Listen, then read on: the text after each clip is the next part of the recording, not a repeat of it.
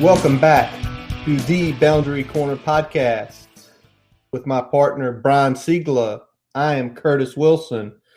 Brian, tonight we have a very special guest. 1994 to 1998, this gentleman played offensive lineman. He was a second-team All-Big East. Team captain, also part of 2 Big East championships out of Hampton High School in Hampton, Virginia. Hokie great, Dwight Vick. Dwight, how are you tonight? Oh, man, it's awesome, man. I'm glad to be on. This is going to be a lot of fun, and I'm doing great. I'm up here in the 703 Nova, snowed in. Well, more so ice in, but I'm holding it down. You know, I'm ready to talk everything tech and whatever comes about. That's awesome, Dwight. Yeah, appreciate you jumping on with us. You know, we're iced in as well. I was lucky enough to get today and tomorrow off from work, so it's kind of been some bonus long weekend for me. So I'm loving it, even though I'm not really traveling that much. So it's all good. I don't even want to talk to that man right now. I'm here in the 804 with Brian, and I've got to wake up and work in the morning from the house, so he can sleep in and everything. Hey, Dwight, before we kick into, Virginia Tech, the question we have for you, the stories you have for us, obviously Vicktory Life, it's you. It's such a big part of you. So, go ahead, tell us what you guys are doing with that and about your podcast. Yeah, I appreciate, man, the opportunity to speak. I'll be brief, man. But I created Vicktory Life now about 3 years ago, Vicktory Life LLC, Vicktory. And just for your listeners and followers of your great podcast, I'm not an egomaniac. I just went with Vicktory Life because I really like the name, and I put my last name in it because it embodies everything I'm about. Plus, if you Google Vicktory Life, there are a lot of churches and nonprofits. So I was like, well, I'm not changing my name. So there has the Vick in it. But essentially, man, we have my organization. I have a Vicktory Life LLC, which is high school internship program, life skills groups, outpatient counseling. I am, believe it or not, a licensed therapist, and I also do mentoring for kids in Prince William, Fairfax County, Fauquier County, and even the surrounding areas in Northern Virginia, and also help kids with disabilities as far as mental health diagnosis and anxiety and depression. Kids who have oppositional defiant disorders, and just help people, young men and young women, and their families get back to functioning at a high level and just getting back to where they need to be. So something I'm very proud of, something that I embodied growing up, and especially tightened my skills up at Virginia Tech when I was there. Our mantra, our motto, that I may serve. So, and then I have my nonprofit, Vicktory Life Youth Sports, which I have 3 AAU organizations under, but it's not just more so about basketball. It's more so about helping students reach their full potential academically and athletically through community service, competition, and also giving back and paying it forward in their local community. So the last several years, I've been really blessed to be part of something special and build my brand. And then obviously I have the podcast, which, it's funny. I don't ever view it as if I'm trying to get, a bunch of listeners and followers. I just like to run my mouth. So I have a podcast called the Vicktory Life Legacy podcast with Danny Noakes, my co-host. He's down in Richmond in the 804. Shout out to my brother Danny, who I met through my longtime friend Cal Bailey. He introduced us. A funny thing is, when I did the 2013 spring game broadcast, I was the color analyst up in the booth up in Lane Stadium. ESPN3 did it, and I was the color analyst, and Danny Noakes was the producer. My first time meeting him, and then later on, we ended up doing the pregame show, and now we have the podcast. And I have my more popular podcast, which is the Vicktory Life Legacy Spotlight, where I interview some great people, not just athletes, but cancer survivors. I had the great Lisa Weatherspoon on, the Virginia Tech women's basketball great, who's in the Sports Hall of Fame, Ace Custis, Aaron Rouse, DJ Parker, of course, my cousin Michael Vick's been on there. For your UVA followers, I had Terry Kirby on there. It was a great legend. Ahmad Hawkins, Marcus Higgins, who's a wide receiver coach at UVA, and A lot of high school coaches here in Virginia. You know, Troy Mans, the former Virginia Tech guard who was a standout great. Lauren Johnson's been on there. I can't name anybody, but we got a YouTube channel. If you can check it out, subscribe to it, please. I don't get any money. I just like the legacies of the people that come on. They're very inspiring stories and interviews. So you can follow us at Vicktory Life YouTube. Just go to YouTube and type in Vicktory Life and you'll see it. And of course, the podcast I did with Danny, I post on Twitter. We're only on SoundCloud. Like I said, I just like being able to talk sports, talk life. One thing we do in the Legacy Spotlight is we allow other people to showcase their journey, their story. And one thing I do with Danny on the one we do is we highlight people in the community who inspire and make the world a better place, man. I know it sounds corny, like a Whitney Houston love song, but really, I'm here to inspire, make people smile, and have great conversations. And that's what I live to do. So Vicktory Life, to those people who bought hoodies and T-shirts, I appreciate the support. I come from humble beginnings, and I just want to give back. I had a great career. Now I'm just trying to finish off and have a great life. You are an inspiration, and what you do with Vicktory Life, you know, things I've read, and like you say, helping the kids. You've got your master's in counseling. You do great things, man. And for us to have you on tonight, we are humbly honored to have you. Someone who does make a difference in the community, someone who does do all this stuff, but someone who we got to see play as kids. When you started playing at Tech is about the time we started watching. So, and obviously the name Vic in a few years, Michael comes along and Marcus, and then you start looking back, as I know I did, and I'm a nerd of Virginia Tech football, Dwight. Start following you on Twitter and, seeing you make comments and stuff. Now, before we get into Virginia Tech stuff, I've got one personal thing I want to hit on. Okay. Because I know your son plays hoops for Patriot High School. I know they made it to states. Well, no, they made championship. They would have went to states, but this year, because of COVID, only the winner went. Normally okay. So yeah, it should have been in states, but your son is a freshman. I mean, How did that go as the freshman, obviously on a varsity team for his first year? That's a great question, man. I have 3 kids. Lauren's my youngest. She's a track star. She's 10 years old. She can run for days. She does the 400 and 200. Oldest is Sydney. And Sydney is up here in Northern Virginia. It's interesting. She goes to a different high school than Isaiah because of zoning and when we moved, and she didn't want to transfer to Patriots. So she's at Unity Reed High School. She plays basketball club and at her school, and she wants to play collegiately, and she's got some interest from some schools.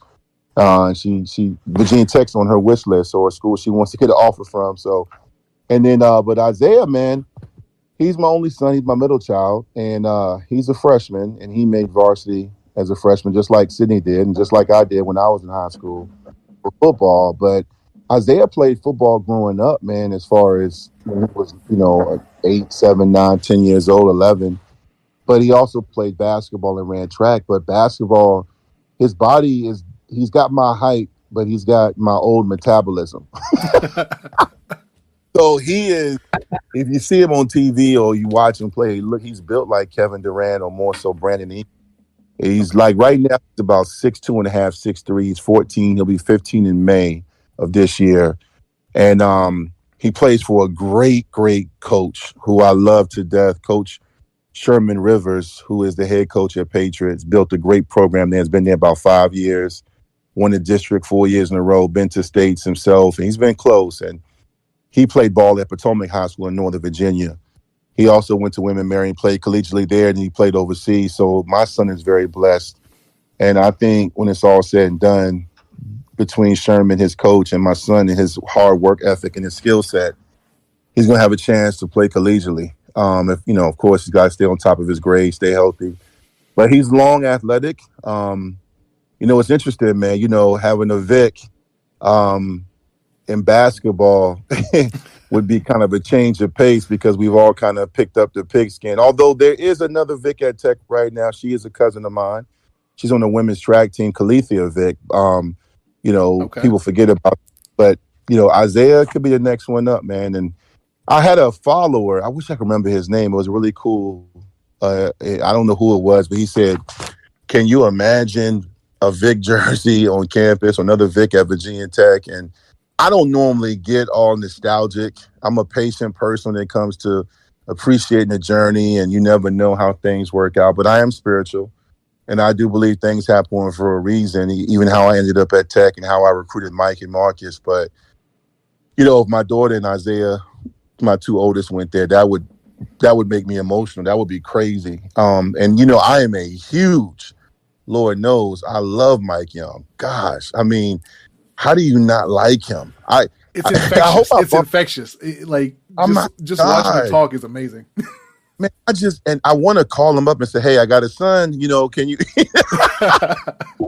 But I mean, nepotism is a good thing. But at the same time, he's got to earn that. Especially Tech is not just some doormat program. I mean, he's built on what Buzz has done. So yeah, my son is, having a son and having kids is a blessing, and having my son who wants to be great. And I purposely have exposed him to a lot of greats. He's been very fortunate. For years until recently, I had been to the spring game like 18 years, 16 years straight or whatever, going back to when he played. And he's got pictures, and he's been around, Mike and my cousin and Marcus and Deshaun Jackson. And he's, throwing the ball with Tyrod Taylor. And he's been around a lot of great players from Virginia Tech and even other colleges and other professionals. So him and my children, my other two children, all they know is greatness and scholarship athletes and pros. So he doesn't really get starstruck. He's been around Beamer, he's been around Foster and Kavanaugh, and he's been around other great coaches. So for him, the expectation has always been like, okay, my dad went here, now I'm going to go here. But you mentioned when I played, I think it's funny too, because he's just now understanding the legacy that Mike and I and Marcus had. And also he's starting to give me a little credit for being good. Like he used to be like, man, because we didn't have Twitter and Instagram. So my stuff is now being converted. I have to pull out the VCR tapes and get them, converted digitally. So he's looking like, you really weren't that good. But then when we go back to campus, or when he sees my followers and they, how they react, and how I interact and how I do so much stuff, and the reaction when we go back to Blacksburg, or even here in Northern Virginia, when I'm back home in Hampton, people will come up to me and take pictures, or I'll sign stuff. And he's like, "Bro, wait, what?" And because I'm dad, but one time it's not just stories I'm telling. This is real life. But I appreciate you asking that, man. It's great being a dad, and it's great being part of something that's bigger than you, that will go on forever, man. Absolutely. You got two fathers here, man. I've got two sons. I got a baby girl on the way in about a month. Awesome. And my man Brian's got a son as well. So we are fathers as well, and being a father is nothing like it. It's a special thing. Congratulations. Yes, that's awesome. And I wanted fun real quick, and we got to talk. But I wanted, what's so funny is I wanted a girl first. So I have 3 kids, 2 girls and 1 son. But I remember when my wife was pregnant, everyone was like, "Oh, I know you want a son." I was like, "Nope." They were like, "What?" She wanted a boy first because she didn't want to do hair. And I wanted a son a daughter, because women are intelligent. And I knew my daughter would spoil me when I get older, and I needed somebody to make sure I was taking care of myself. I seen a daughter's love for her father. My son and I are tight too, but sometimes he'll make breakfast and he say, "Well, you can make something, put it in the microwave." Like he'll forget, I'm. but she'll take care of you. She got you covered. Oh yeah, she'll say, "You want an omelet? You want some food?" Yeah, daughters, man. Yeah. Anyway, but that is so cool, man. Yeah. Shout out to all the fathers listening, man. There we go. Yes, sir. Shout out to all the fathers out there. So let me ask this. This is more personal, getting back to your playing days. Let's say it's 1994, COVID hits. You've signed your letter of intent to play for Tech, but there's going to be a spring season. There are guys right now have to make this decision. Would you have played? Oh man, y'all coming out the gate with some haymaker questions. Oh no! Going to talk But this about. is, Listen, but we think about it. you you know what? You know what? Not knowing any better, I don't know. Wow, that is a tough question. My gut reaction, just off the rip, is I'm going to play, because I was 17. You know, it's funny looking back. I probably should have started the following year. I was 13th in ninth grade, but I was 17 my first year at Tech, and I turned 18 late. So I had that September birthday where my mom is an educator. She's been teaching collegiately and high school wise for 40 plus years. So, I mean, she was like, all into all of that, getting him in school or whatever. So, but for me, COVID's scary. I've lost a few people to it, and I respect what Caleb Farley did, even though, God, I love watching him play. But knowing me as a freshman, I was a red shirt 94, I probably would have went anyway. You got to understand something. I know you guys have been following Tech since I played, and you follow the state.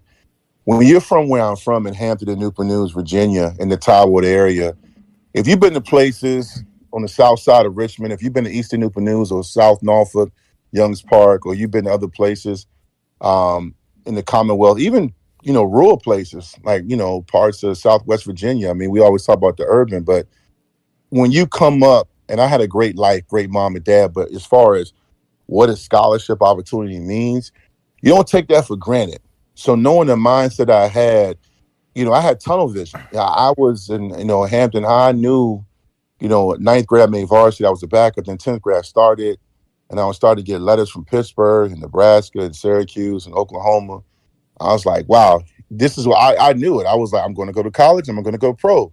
So even though COVID came, if hypothetically speaking, I probably would have went anyway, because I would have been like, I can't stay home, because if I stay home, nothing's going to be popping off here but drama. Not that I was involved in anything negative, but, when you don't have a path or a goal, you end up getting complacent. Next thing you know, you get caught up.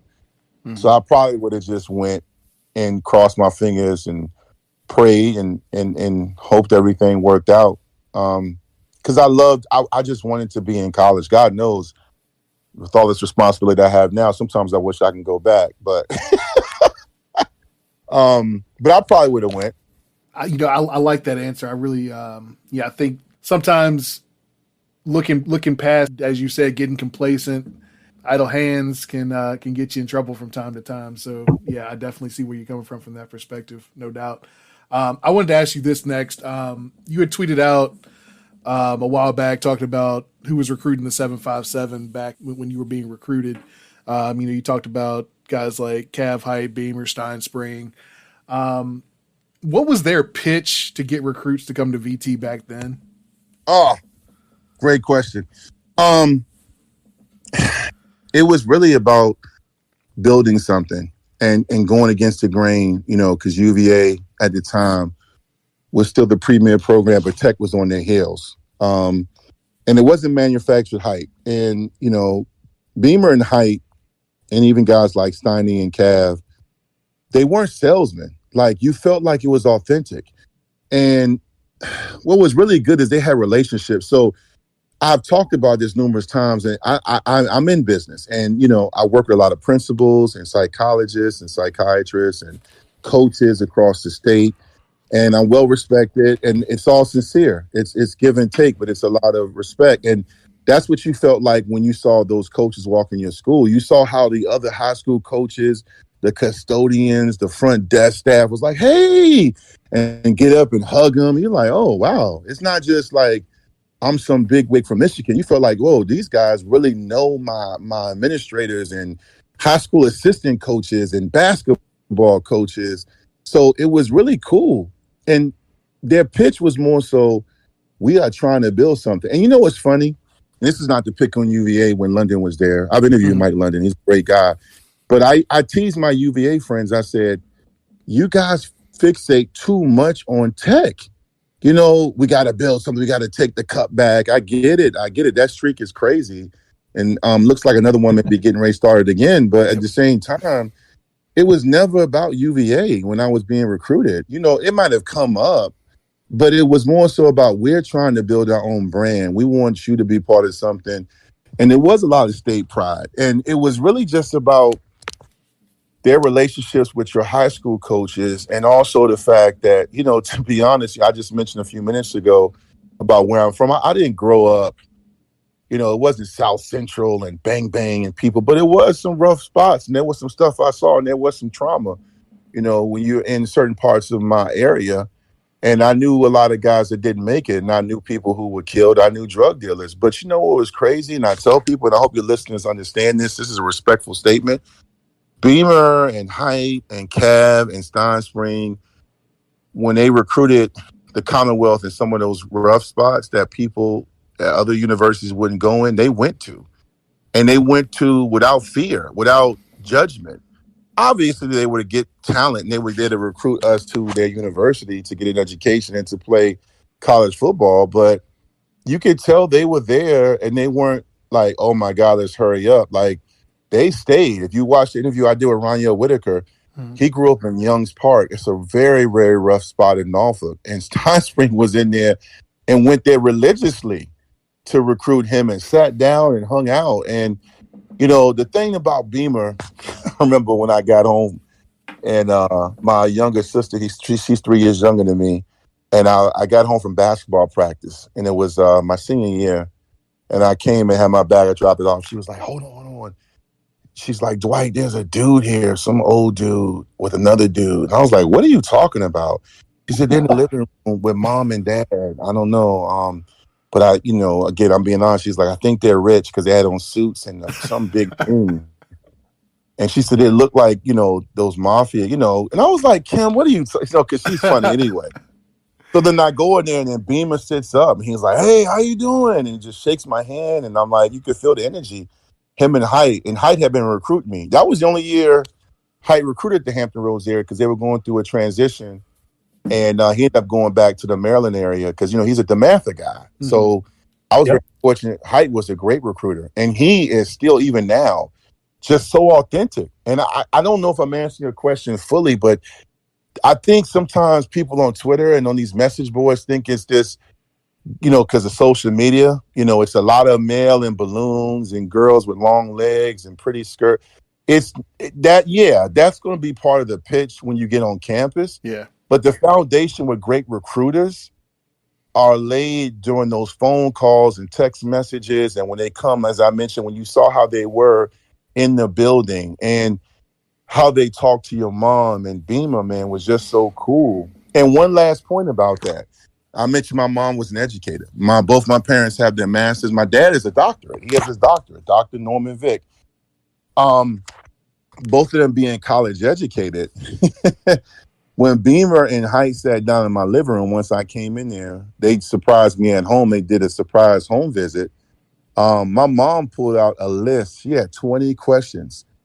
And she asked Coach Beamer and Coach Height, and many of the questions was about race relations on campus, security, supervision, academic support, crisis management, accountability, funding. And I was sitting like, Mom, why are you asking?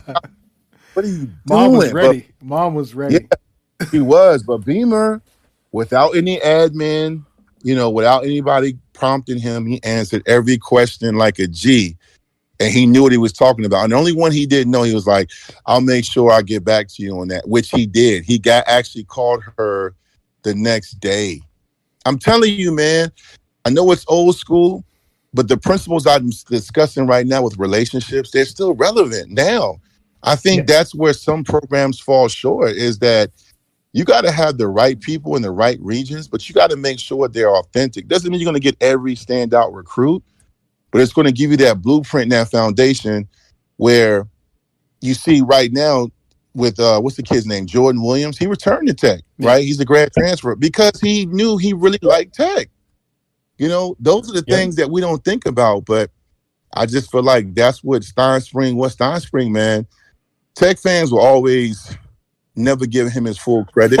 He's always the subject of the memes and the jokes because he's an offensive coordinator. And that, you know, Tech Tech's love-hate relationships with offensive coordinators, it's forever going to be a give, love, hate relationship. But Don Spring, if y'all do a podcast one day on his recruits and who he landed from Tap to Cam Chancellor and so on and so on, it's ridiculous. And Stein Spring is loved. I interviewed him. He was on my show. And Dre Bly commented. He was like, I love this man. And Tech was my second school, my second choice, but he wanted to go to Carolina. And he loves Stein Spring. You know how many guys come up to me? I mean, after my Mike Vick interview, Stein Spring's interview between Facebook, Instagram, and Twitter, it's gotten thousands of looks in interview. I mean, it got shared 37 times on Facebook. I mean, that's what he is. He's genuine. That's why I used to laugh when people wanted him gone, because I don't think they understood. And I don't blame some fans because, we have knowledgeable fans. But Stein Spring is another guy, man. He's going to be loved. He's genuine, and he gets it. I just think that relationship piece is essential in any line of business, especially collegiate sports. All right, so let me ask this then. You actually are kind of pivoting perfectly to the next thing I wanted to bring up. What's the difference right now between Virginia kids, 1990s, when you were coming up, when we were growing up, and kids now? What's sort of let me make sure I put this right. What's the perspective on Tech for Virginia kids compared to 20 years ago? They know more. They're more knowledgeable, and social media has helped with them knowing more about other schools. I got my letter from Notre Dame one time, and I was a big Irish fan, and I had a Notre Dame jacket because I loved Tony Rice and the Rocket and Bettis and Betts and all those different guys they had. Todd White, you just like, man, Notre Dame, and I'm living in Hampton, Virginia. And I mean, I wore that jacket, I'm walking around Hampton and Newport News looking like a supersized wasp with a yellow on. And and I remember my dad said, you like them, don't you? And he was like, you know where they're located? And I was like, nah, man, but I'm going, And he was like, and I'm in 10th or 11th grade. And he pulls out, for those listening, they're going to laugh at the old school, the OGs listening, an encyclopedia. And he blows the dust off and he opens it up and he's like, this is a map. You live here in Virginia. Notre Dame is in Indiana. And, you start back then, they do it now. You get those media guys. And the media guy, you saw how they had a lot of Dwight Vicks, on their roster. And long story short, man, these guys now are just more knowledgeable. They're more aware. And I don't think, especially with the dip in wins with Virginia Tech, 8 wins, 6 and 7, 5 and 6. It's twofold. In the 90s, we were the best kept secret. The Tidewater area was producing tons of talent. And now you see the benefits between all the great players and the great colleges now that come down there. Virginia guys have been leaving out of state forever. Ron Springs went to Ohio State, or maybe, I forgot where Ron Springs is, but he's Sean Springs' dad, but he went out of state. He went to Lafayette High School. Lawrence Taylor, who went to Lafayette High School from the Tidewater area, went to UNC, obviously. And then you had Dre Bly, who went to UNC. And you had Ron McCurry, who was the only player to win National Gatorade Player of the Year in football and basketball. And he was a McDonald's All-American in basketball. And he won 3 state championships at Hampton High, and 1 national championship in football, and 1 state championship in basketball. So this notion that, oh my God, Virginia players always leave. No, they've been leaving.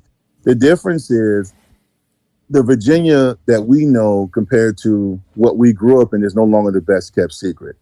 Ohio State, Alabama, Clemson, the bigwigs, they stay down there now. Penn State, they live down there. Every now and then they would pluck a player from my area now. And it's not just Tidewater. It's Loudoun County. You see a lot of those guys go to Stanford, the West Coast.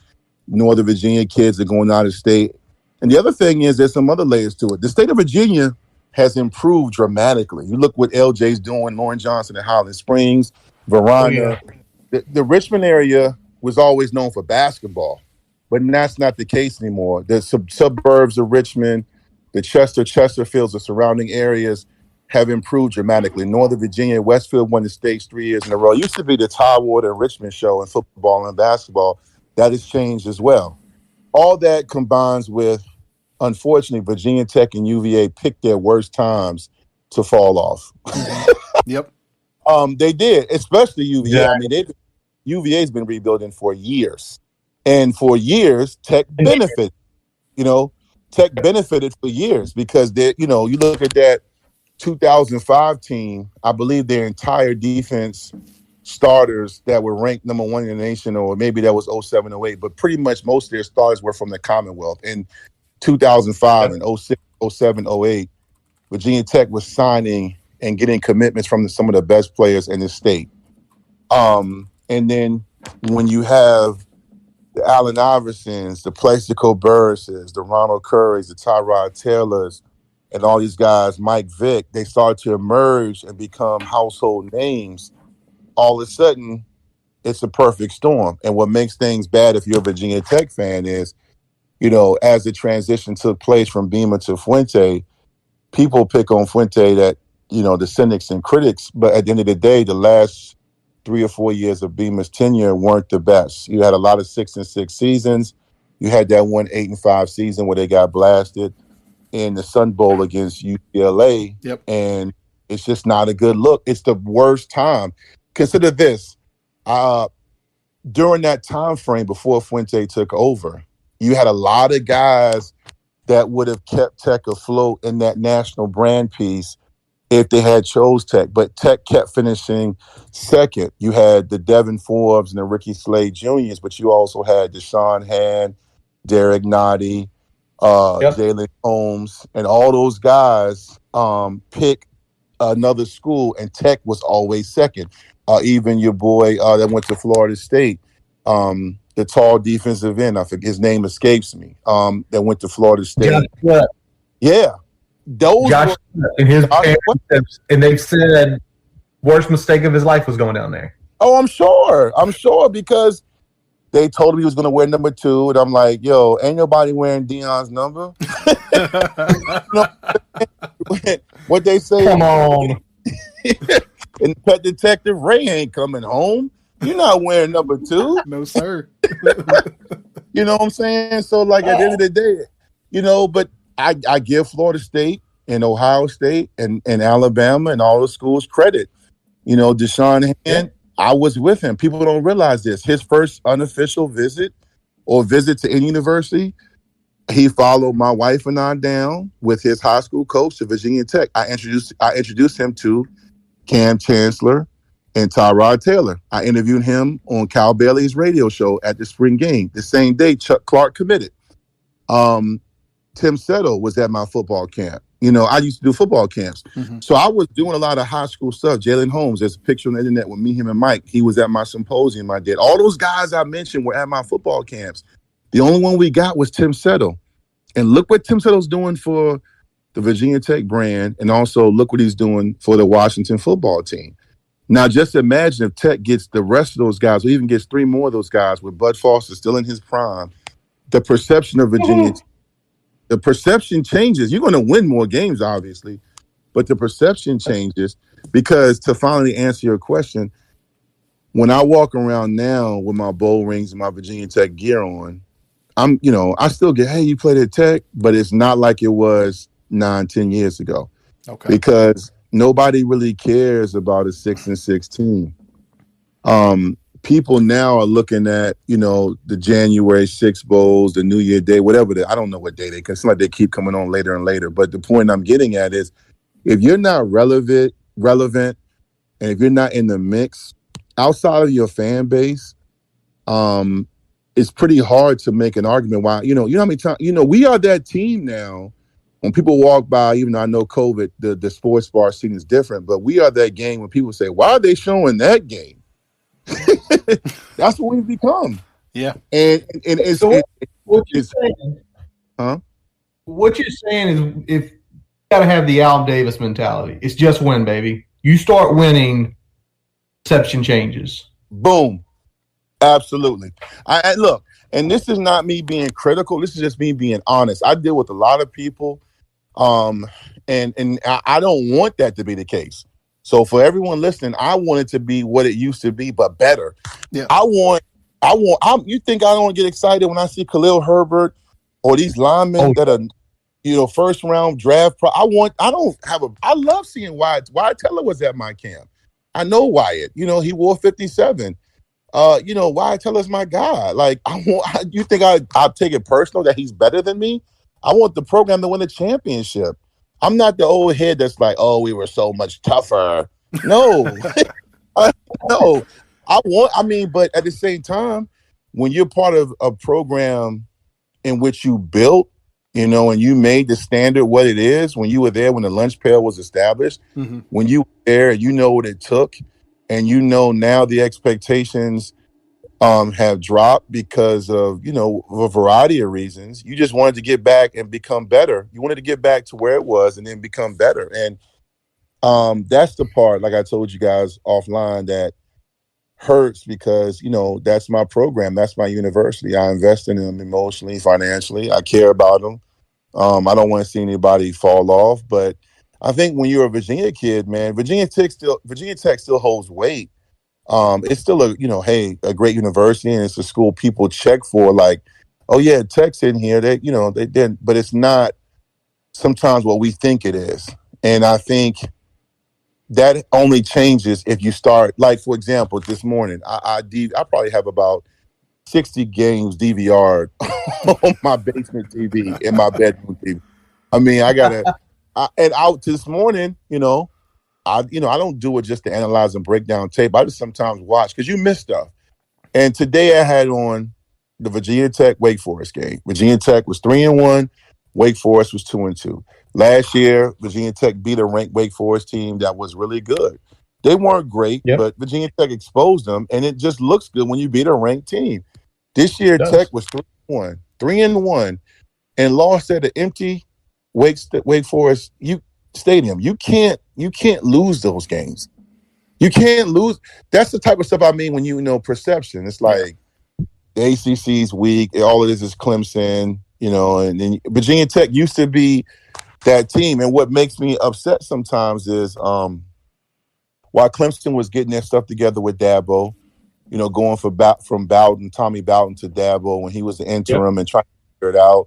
And Bobby Bowden was in the same situation as Frank Beamer, and Jimbo was the coach in waiting.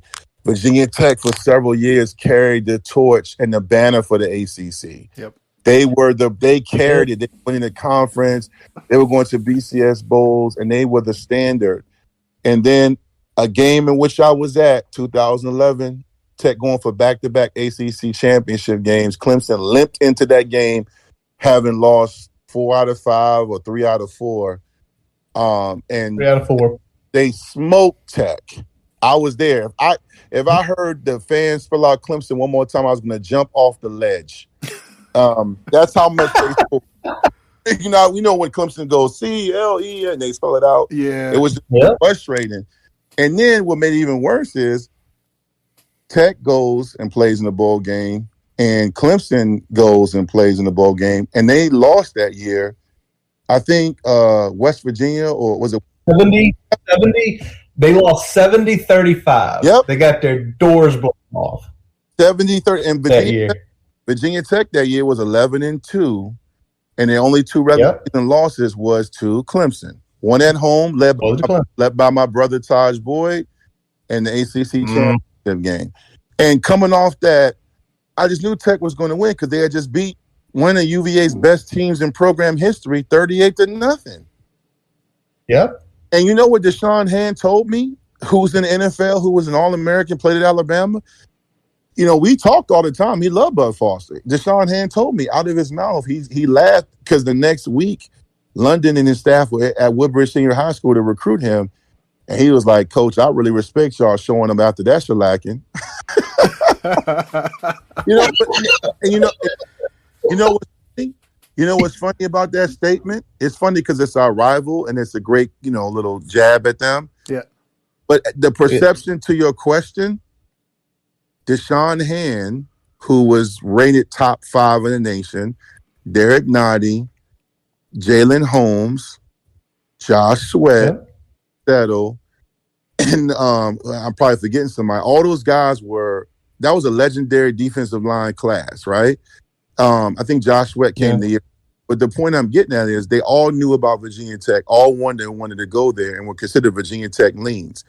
The perception is not that way anymore. That's how far we fall. That's not – Deshaun Hand had Tech as his number one choice and said Bud Foster was his favorite coach and recruiter. That should show you. And I remember. That's not that long ago. That's 2014. I mean, excuse me, 2011. Sorry, 2011. It's not that long ago. It's not that long ago at all. Yeah. And like I remember the Hand thing, and everybody talked about Bud Foster, and this is I'm gonna go on a little tangent here. And Dwight, if you need to tell me step down, tell me step down. Are you good? Basically, they told Deshaun Hand, "You're gonna play inside," and somebody said Saban. I don't know if this is true or not, but apparently they negatively recruited and said, you're an end. Deshaun Hand's in the league right now. Where's he at? He's playing on the inside. I know. And, I mean, I don't know if you recall that, but I remember seeing Hand's body, and it's like, yeah, he's a – Brian, what technique would he have been? And you probably talked about it 10 years ago. I mean, probably been a 3-tech. Well, here's the deal. Bud Foster's an honest coach. And, Bud, at the end of the day, I worked Deshaun Hand out. He was at me and a guy by the name of Keenan Carter, who's a defensive line coach at Women Married with Mike London, played at UVA after I played at Tech, was a great player for them. He coaches collegiately. He also coached at Howard University. Him and I used to have afternoon, evening workouts up in Northern Virginia at Patriot High School and also Potomac High School where he went. Deshaun Hand, Tim Settle, and a few other local guys. Greg Stroman was there. A lot of guys that went to ODU and other schools that were from Northern Virginia would be there. Ricky Slade was there. I know his dad very well. My point being is all those guys love Tech. They used to have Tech shirts on and stuff like that. Their trainer, I know very well, he trained Deshaun. I'm not going to get into specifics about what Saban did. I'm not about to put that out there and have allegations flown, but I know what I know. Saban did the same thing that Jimbo did the night before Josh Sweat committed. They played the game. Coaches, these guys played the game, and they played upon Beamer's age and the fact that Virginia Tech was slipping and wasn't the same dominant program. And they played that with a more sexy program, and they just told those guys what they wanted to hear. People don't realize that Deshaun Hand didn't start until his senior year at Alabama. He did win a couple of national championships, and he still contributed those previous seasons, but he didn't start till his senior year. I told Deshaun straight up when he asked me what made Mike choose Tech. I told him why.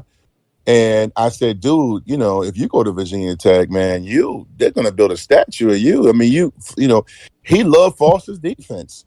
He loved Bud Foster. He liked Bud's, realness, his charisma. He liked Bud, but, Alabama came in and did what they had to do. And he is inside. And, fans come to me all the time on Twitter. What does Tech need to do? We got to get this guy from Stanford. He's a great recruiter. Look at it. I'm like, listen, I'm not going to dismiss or debate anybody on the recruiting argument. Everyone has different theories, whatever. The one thing I look at every year, ESPN 247 and Rivals list their commitment list and whatever, with the exception of Miami, who gets great talent, and they will get talent until you and we're all dead and gone, right? Because that's the you. Yep. But everyone else is winning. Everyone else is winning. When you're 9-1 and ranked 12th, or you're playing for a conference championship and you're on in primetime games, those 10th and 9th graders who yet to get offers, but they're going to be top prospects, are watching. They're looking. Yep. Case in point, I've interviewed, when I used to write actively for 247 Sports, I've interviewed guys like Tyrod Taylor, Marshawn Williams, Ricky Slade Jr., Ricky Walker. I interviewed all of them from my column back in the day. And they all talked about watching Brandon Flowers and Cam Chancellor and Chris Ellis. They paid attention because Tech was ranked in the top 10, top 12. Yep. You know, all the time. And that's the correlation. Virginia kids haven't changed that much. Yes, social media, the state has grown. Northern Virginia is busting out the seams. Richmond area is growing. Short Pump and Chester, those great places. Charlottesville is growing. New Kent, you can talk about the states. Virginia's a beautiful state. But the one thing that hasn't changed is people want to be relevant. Kids want to be relevant. You know?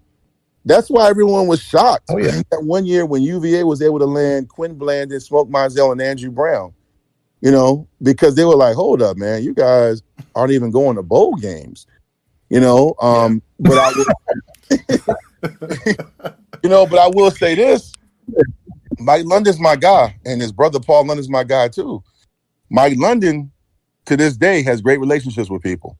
Mm-hmm. He's got great relationships. He's charismatic. He can talk. He's funny. You feel like you can trust him. Whatever it is, he did that. And I told people that. And you know what's funny? Those guys I mentioned, Smoke Mizell, he was high on Tech. Andrew Brown was a Tech lean. See, again, he was part of that class with Deshaun Hen and all those guys. And we missed on all of them except for Timmy. Yep. You know, but at the same time, Quinn and all those guys knew about Virginia Tech because Virginia Tech was relevant. That kind of says it all right there with the perception. You know, winning definitely helps. But we've also, it seems like we've kind of stepped back a little bit on some of the relationships we have, especially getting guys in the high schools at the consistent level, especially the relationships that you were talking about that, you know, Beaner and Height and Steiny were doing when you were getting recruited.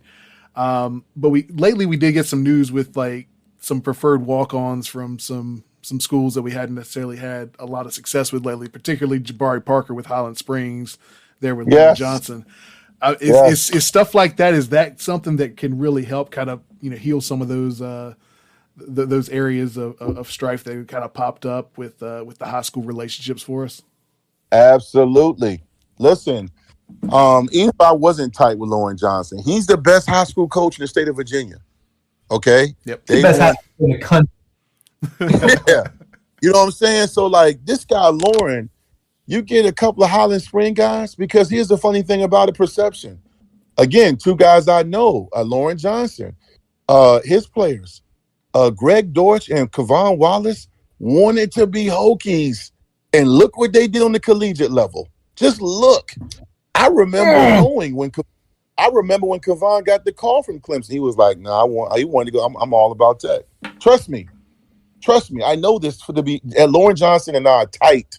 He dated my sister. Only football player of my teammate I let date my sister. So that's how tight we are. Lauren and I, he's married now to another girl named Kim, and they had a beautiful family, including a son who Tech offered. Yes. But he first off. Yeah.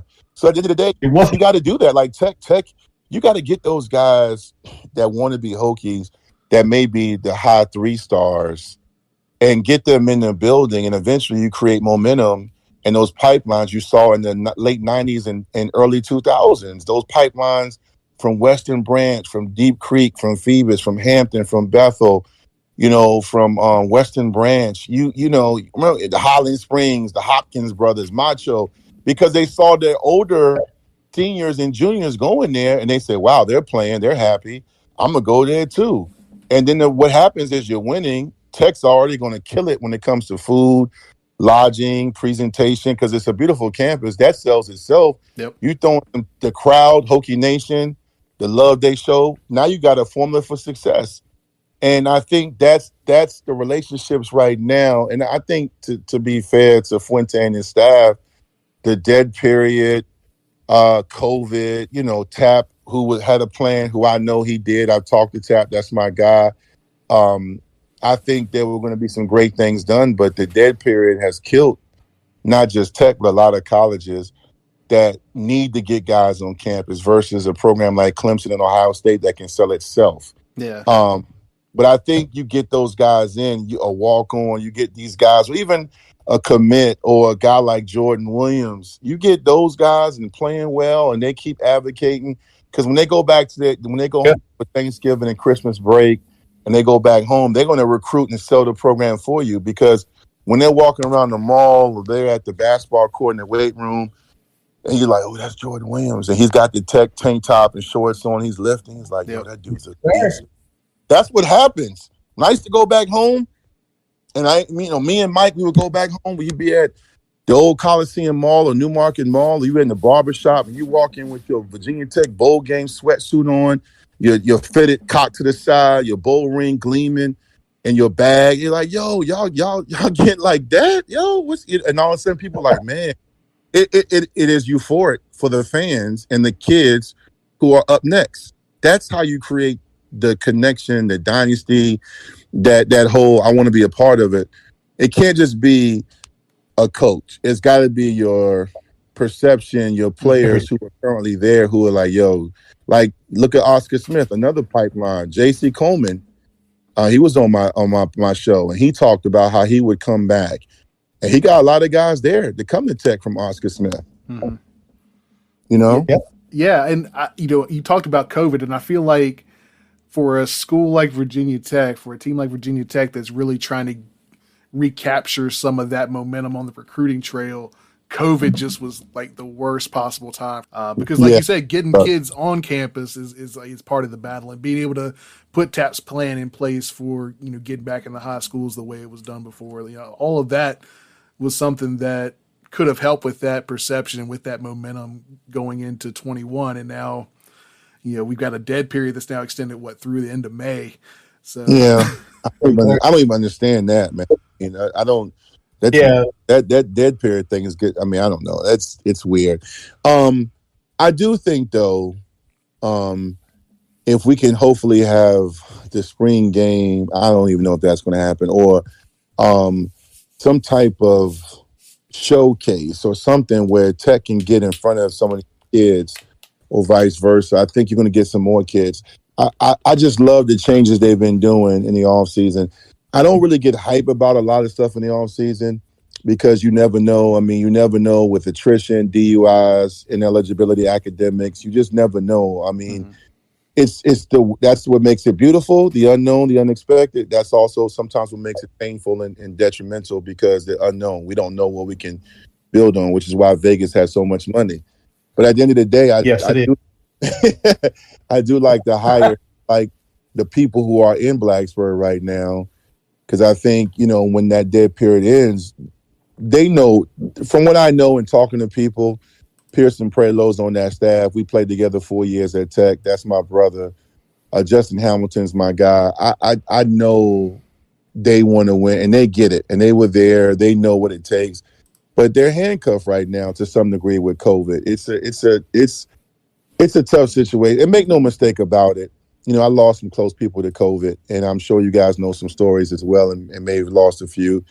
It is serious. I'm not going to get political. I don't know. It's real. You can feel like it's whatever hoax. I know it's real, and small businesses and a lot of people have been affected. And I'm just praying that eventually gets contained and we get back to some normalcy. Because for me, this, football and sports, especially Virginia Tech, spring game, all that stuff is therapeutic for me and so many other people.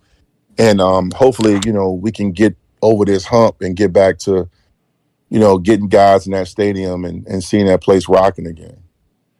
Yeah, absolutely. 100%. We got to attend our first spring game the first year of Justin Fuente's tenure, and it was great. Me and this guy, we drove up, we drove back down, hit all the spots.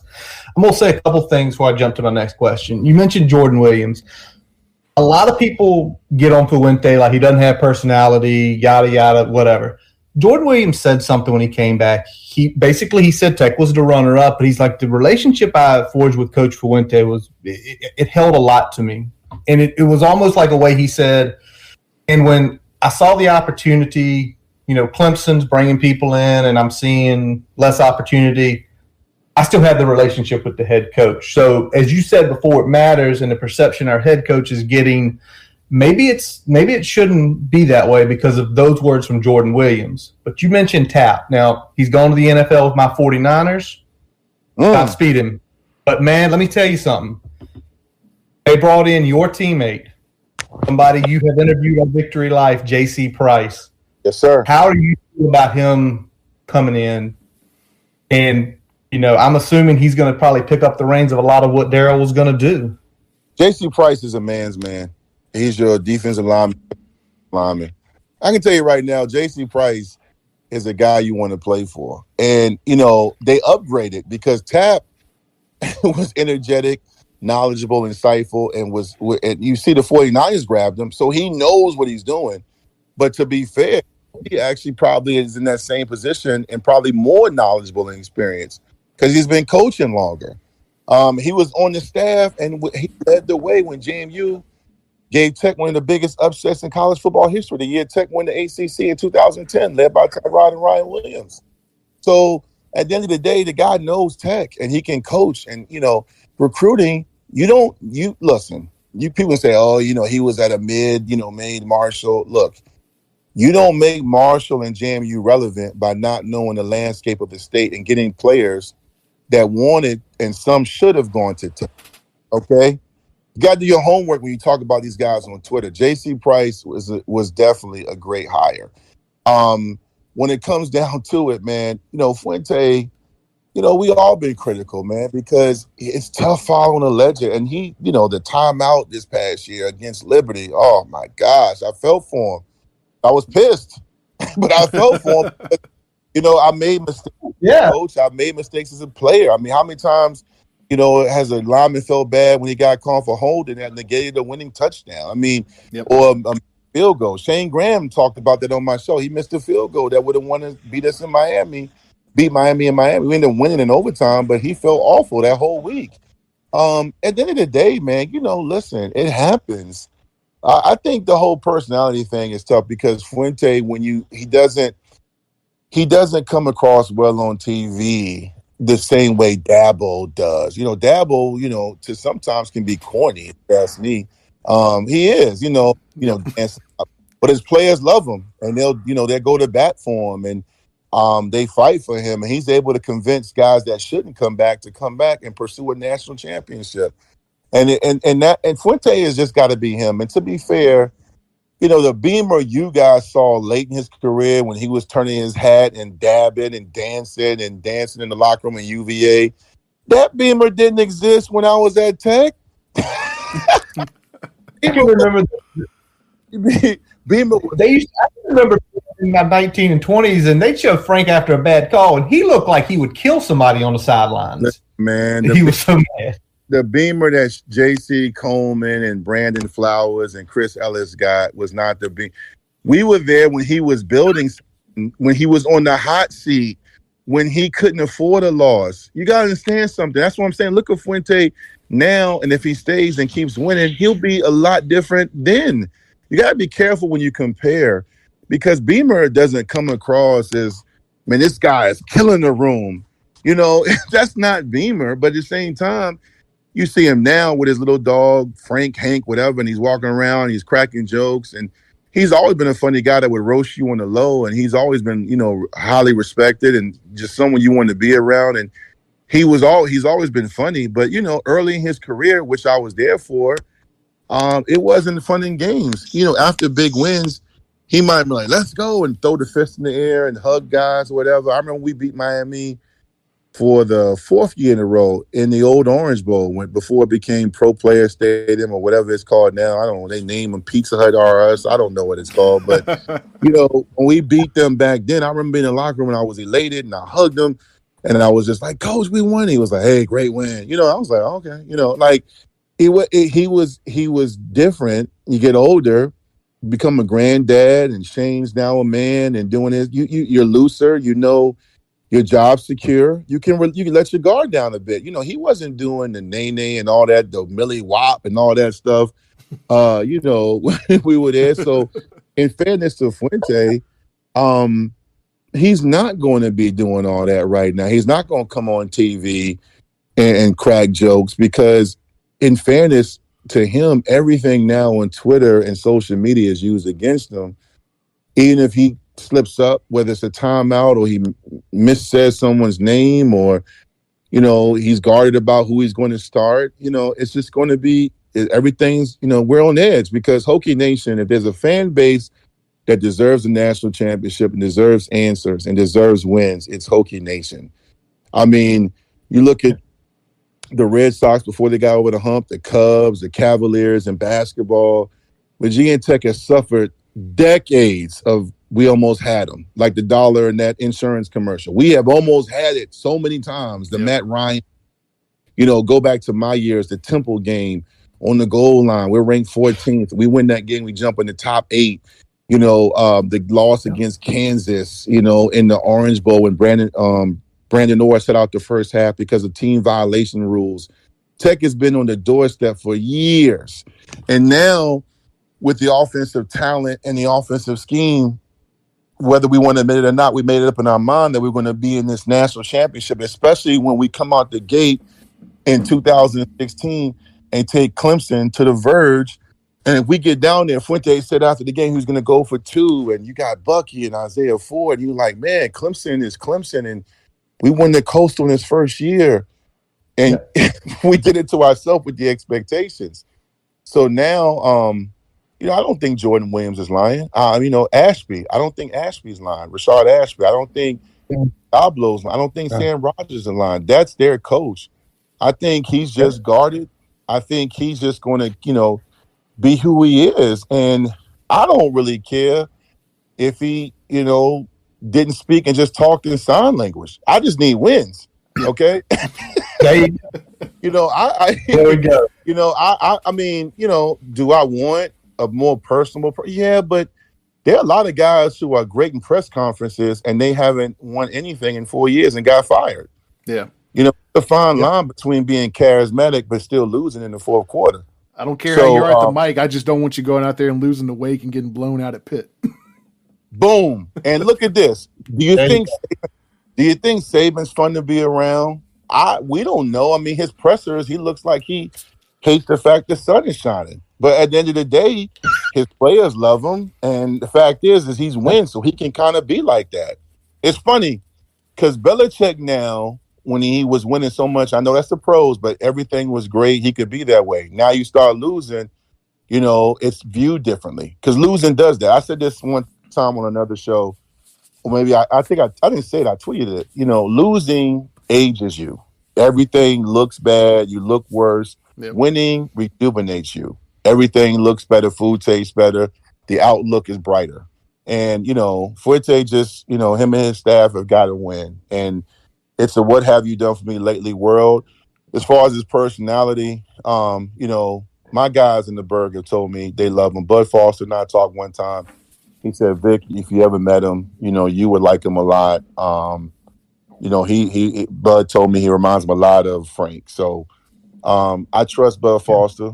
I just think right now we combine our frustrations with the losing or inconsistencies. And then it's human nature for anyone when something's not going right. We all need to find someone or something to blame. And I think that's what happens, especially in sports. And there are too many variables just to blame one guy. But when you're the head coach, that's the way it works. And especially when in people's mind, you make enough money where you should be doing better. And it sucks, but it's the way it is. But hopefully things change. I know there's a contingency of fans that think it won't. And there's some that will think it will. I'm a wait and see guy. I choose to be optimistic most of the time. I'm a realist, though. I think right now we got to play better and we got to have a better football IQ and a better identity during the season. Yeah, absolutely. During the season, there were points in time last year where, there were certain parts like in the UNC game, and then there were certain ways we played defense against Clemson that me and Brian literally said, if that team showed up on both sides of the ball every week, we would be running for the national championship. But it was the consistency. You'd see inconsistencies back and forth. I'm going to ask one more about a coach. Well, coach, analyst, whatever. Any thoughts on John Tenuta?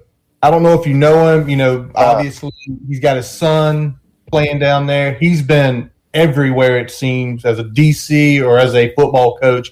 Any relationship with him? And if so, what do you think of the hire? I don't know Tenuta personally, but I think it's a great hire. I say this, people that, again, want to find criticism. Oh, he's a UVA guy. Well, here's the thing. Bud Foster, when he was trying to be head coach, he interviewed for the UVA job. Okay, so calm down. you know, at the end of the day, you know, people don't need to understand something. In the off season, this whole rivalry stuff that we have on Twitter with the memes and the people getting personal, the fights in the parking lot at tailgates, these coaches hang out together, golf together. They talk during the season. They text each other. They talk about players. They consult one another. It's a business. And if you know anything about old school listeners, listen to this show, Google Phil Almation and what he did. He was the same person before Tenuta. He came to Tech and helped Beamer create his mantra on defense. He helped create the lunch pail defense for Bud Foster, right? So at the end of the day, Phil Almation was a journeyman too, but he came in and created that 8-man front that Coach Bud Foster took to the next level and made it the lunch pail D, which is legendary in the history of college football, right? So Tenuta is another guy. And not only did he do great work in Cincinnati, he did great work wherever he went because he's a great coach. To be honest with you, man, I'm already hearing his impact is being felt in the locker room, not the locker room, but in the offices, the coaches' meetings. Justin Hamilton is the right guy for the job. I think you've heard him speak. You saw when he was able to get his hands on the defense, they got better statistically and with the eye test as the season went along late in the season. I think you got to give somebody like that a chance, you know, to learn from someone like Tenuta, because I'm here because I learned from people that, you know, were my predecessors and mentored me. I don't care what line of business you're in, you got to have somebody to consult and lead you and teach you. So there's nothing wrong with that. And I'll just add that at the end of the day, it's a great hire for Tech, man. You throw him in there, J.C. Price, those guys are winners. They're winners, and they can coach. They can coach their asses off. And on top of it, they know the game. And you got to have people like that in your building. But I don't know him personally, but I saw that. And that's one of those hires, man. You know, when you sign certain players or you hire certain coaches, we live in a world where, you know, if it's not impactful as far as like at that moment, like, oh my gosh, man, you know, that's a great hire. And then, you know, months later or a year, you know, it turns out it wasn't what we thought, right? Like when Dwayne Lawson was the quarterback of the future, we were so hyped and that never panned out. Yeah. You know what I'm saying? There's a lot of guys like that, though, Juju Clayton or whatever. There's always these guys, oh my gosh. But then all of a sudden, quietly, a guy commits or a coach comes on board, and years later, you're like, wow, how big was that? Like, even when we signed the kid, the JUCO guy, Gerard Evans, that really wasn't a celebrated. People didn't go crazy with that commitment. And then look what he did in the record books for Tech and the Coastal Division title. So I think Tenuta's the same kind of hire. I think you look at what he does. I mean, I think there was more talk about him being a UVA guy and what he said about Tech when he was on UVA staff. But here's the thing. How many fans that listen to the podcast or get on Twitter and say, I'm never watching Tech again. They will never get $1 from me. This team is trash. Fire everybody. And then next week they're like, oh, great win, Hokies. I love you, Hokie Nation. Great win over Miami. Come on. That's what we do. We do that. We're emotional. It's true. We're emotional. We are. We do. Tenuta was a UVA guy that season. He was talking trash. And it is what it is. You think with my son being a basketball prospect, if UVA offered him and Tech didn't, I would be singing Wahoo Wah all day during basketball season. And I like Tony. You know, it is what it is. Yep. But I mean, I hope Tech calls. But anyway, but at the end of the day, man, you know, just to answer your question, guys, that was a great hire. I like that a lot. I did. Actually, that's probably the most excited I've been besides JC joining the staff. That's awesome. Yeah, I was looking. I was like, yeah, this guy can. I feel like can do what I think Tracy Claeys was originally brought in to do, but never really seemed to have success with. I feel like, you know, Tenuta's role is going to be kind of that guy to, you know, hold the mirror up and maybe even find blind spots that Justin Hamilton doesn't see and kind of fill in those areas and make him a better coach in the long run. So yeah, I definitely think it's a home run. And to your point about those blind spots, I'll tell you one that, you know, I think Justin wish he could have back. I never asked him about it, but like that Liberty game, many people talk about that timeout that Coach Fuente burned for the personnel lineups and everything like that. But prior to that, you know, the defensive alignment where Justin backed off everybody, and then they got that quick first down, and they made the kick much easier. Yeah. But it was almost like Tech wasn't supposed to win that game anyway, because I saw that kicker before and after he played Tech, and he was absolutely garbage. He couldn't kick, but he, that's Liberty. Liberty made it a great win. And I think, back to your point about Tenuta, filling in the gaps and those blind spots.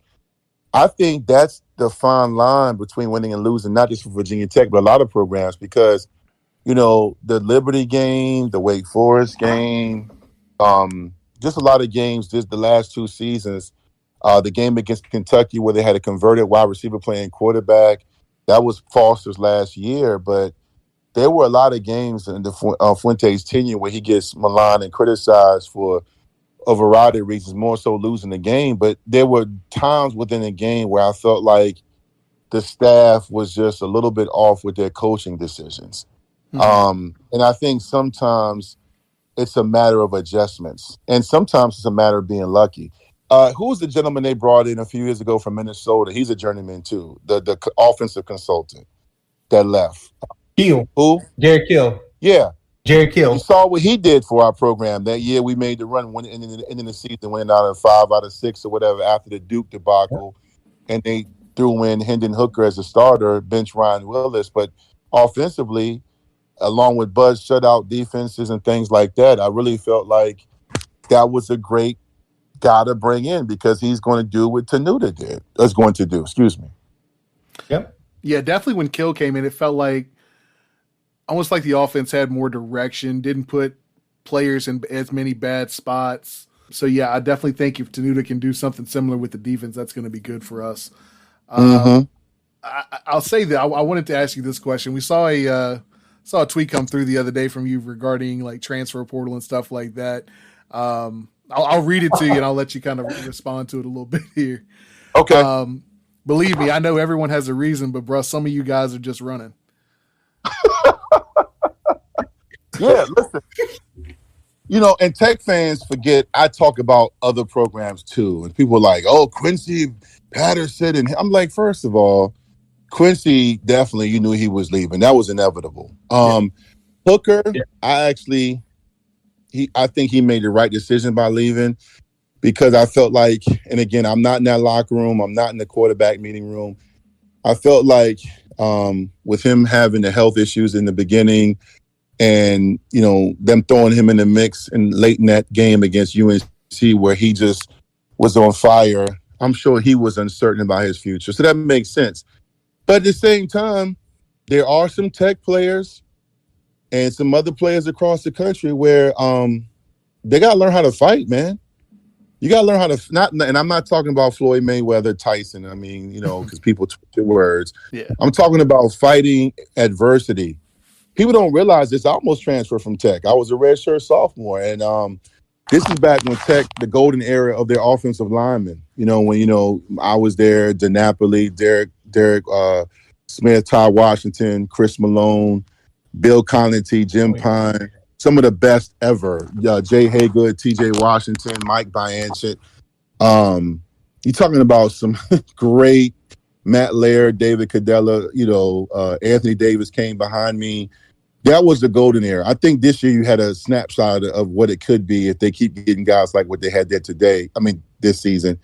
But I'm playing, but, you're 18, 19 years old. I'm like, why am I not starting? I mean, I lettered as a redshirt freshman. I'm playing a lot as a redshirt sophomore, and I'm playing in the important parts of the game, but you want to play more. And I'm like, I'm just as good as Gennaro. And Gennaro and I are brothers. That's my guy. So it's not personal. So to be fair, I did talk to my dad about transferring to Hampton University. I was looking at JMU. I had some of my friends that left, and I called them, and they were like, absolutely, man, I'll let Coach know you're interested. But my dad was like, you shouldn't leave. What are you doing? You're playing. You guys are going to the Orange Bowl. You were 10-1, You're playing, you're contributing, you're in the mix, and you're going to start next year as a junior. And it kind of was a smack in the face over the phone, like, yeah, wake up, snap out of it.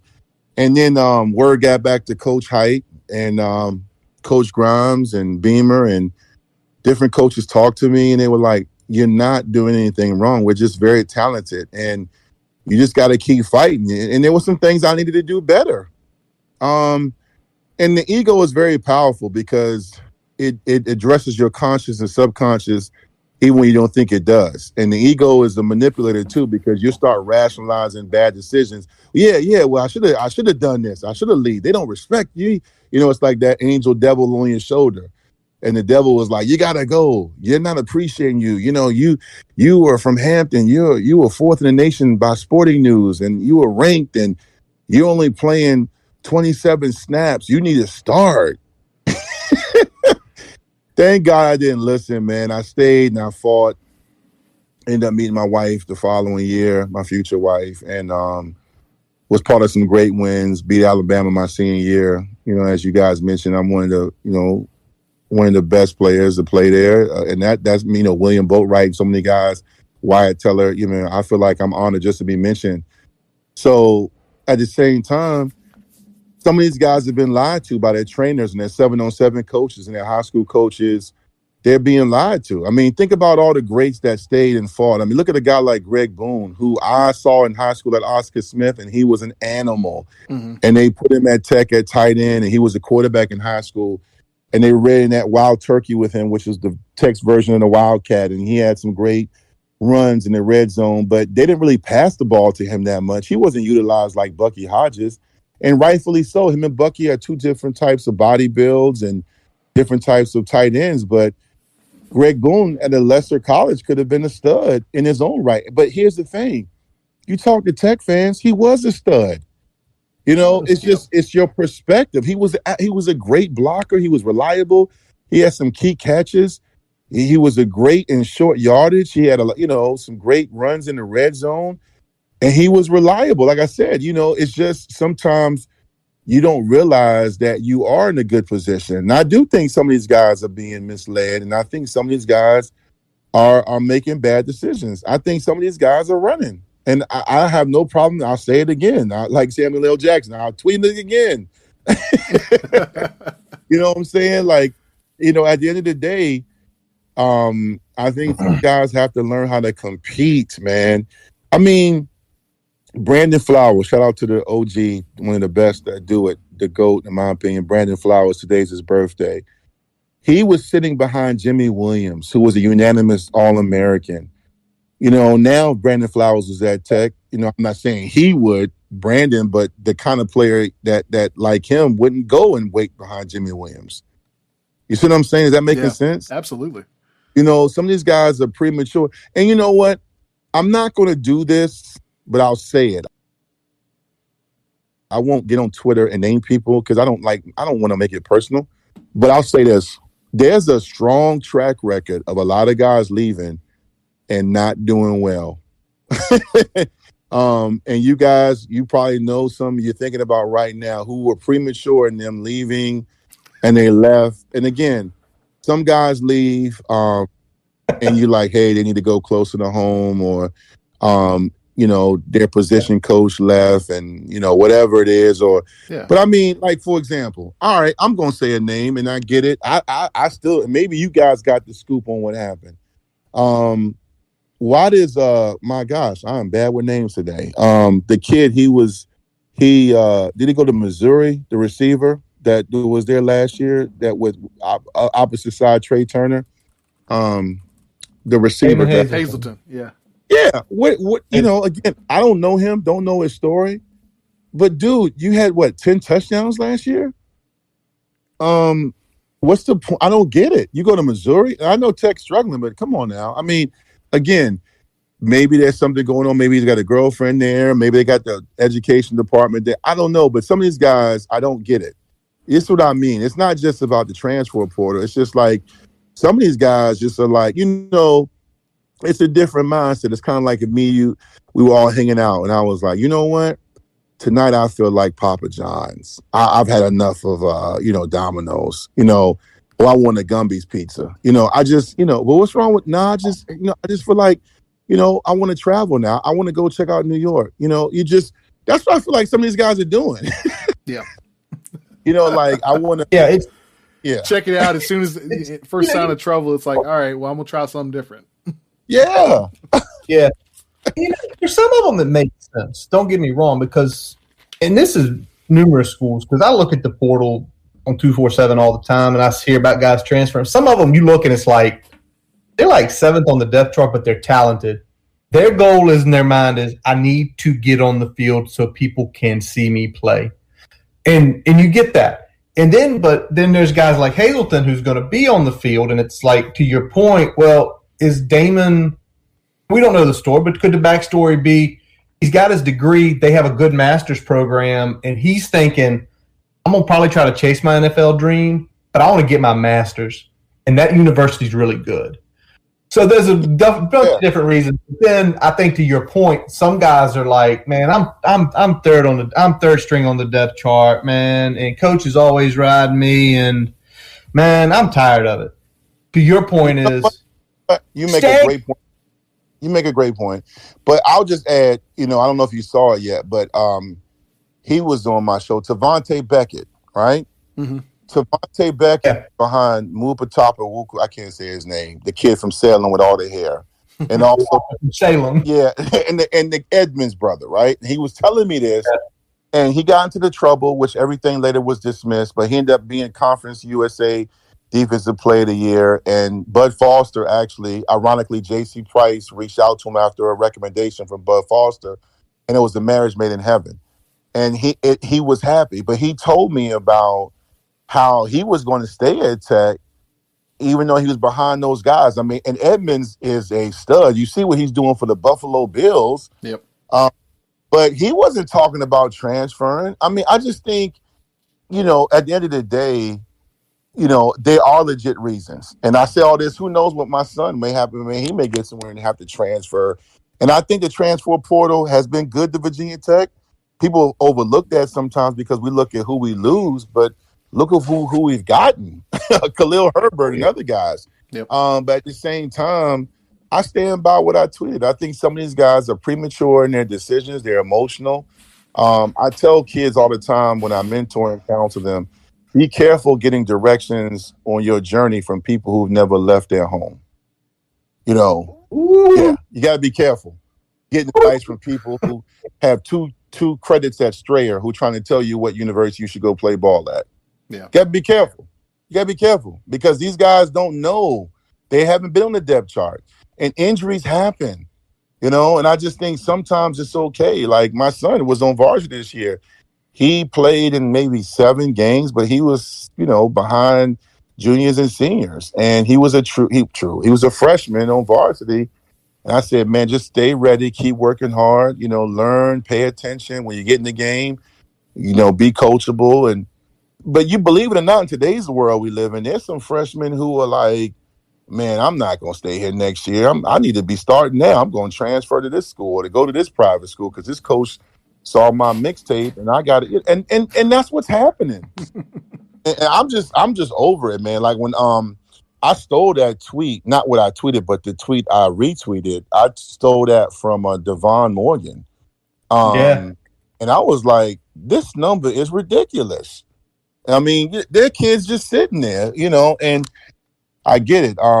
We lost a kid, Virginia Tech, in the transfer portal. The receiver out of Lafayette, not Hazleton.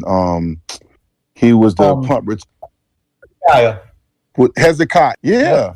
Now he's a player that I thought should have, because I used to tweet, can we get him some balls? But then again, Trey Turner and Hazleton and not Devontae, but Taven Robinson was just phenomenal trio of receivers. How are you going to get on the field with them? Yep. So it works both ways. And I just, but some of these guys, they get on here with these sub tweets or these cryptid tweets, time to explore my options, or, it's been good, Blacksburg. Yeah, bro, just stop it. Come on, man.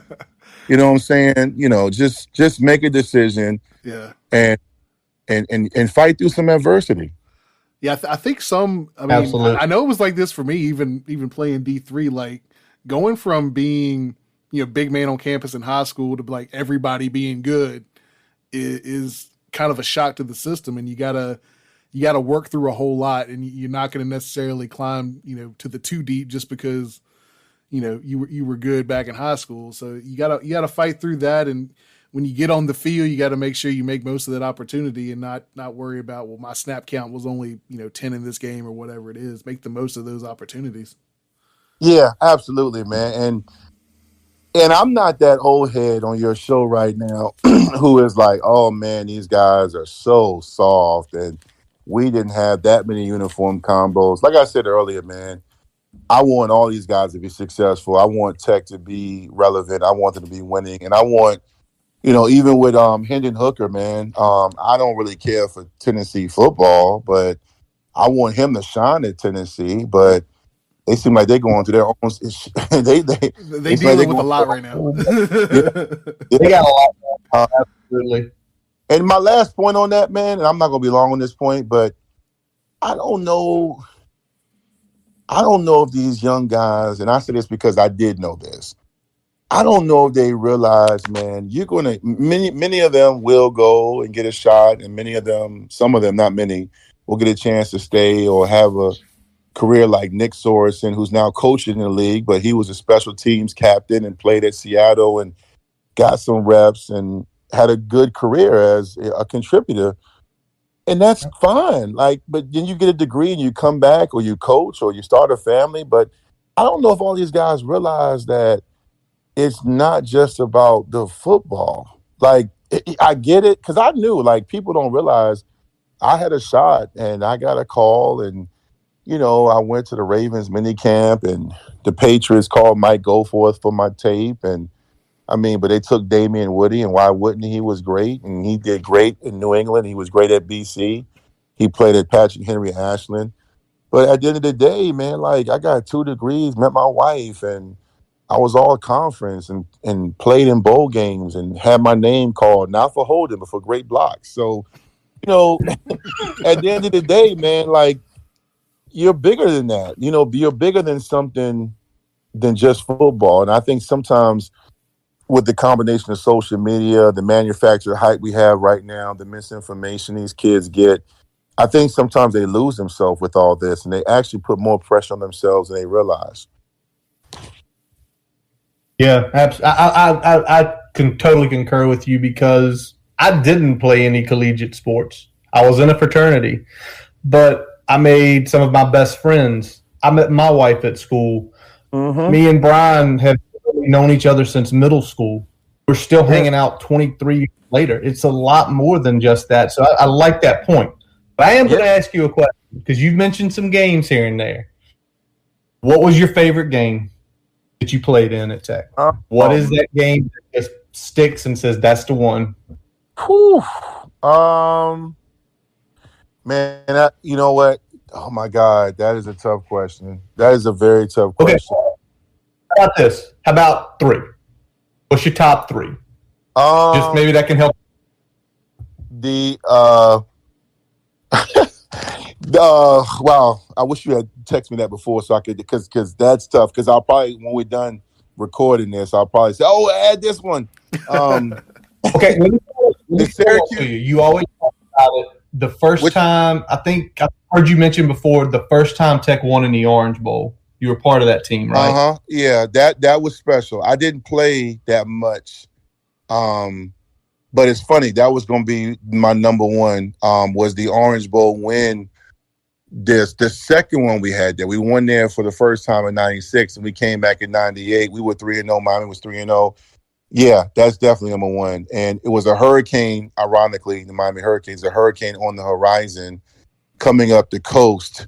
And we had to get that game in. It was a primetime game at 8 p.m. And the only other primetime game, and for you 90s, early 2000s heads, you realize this was a big rivalry at the time.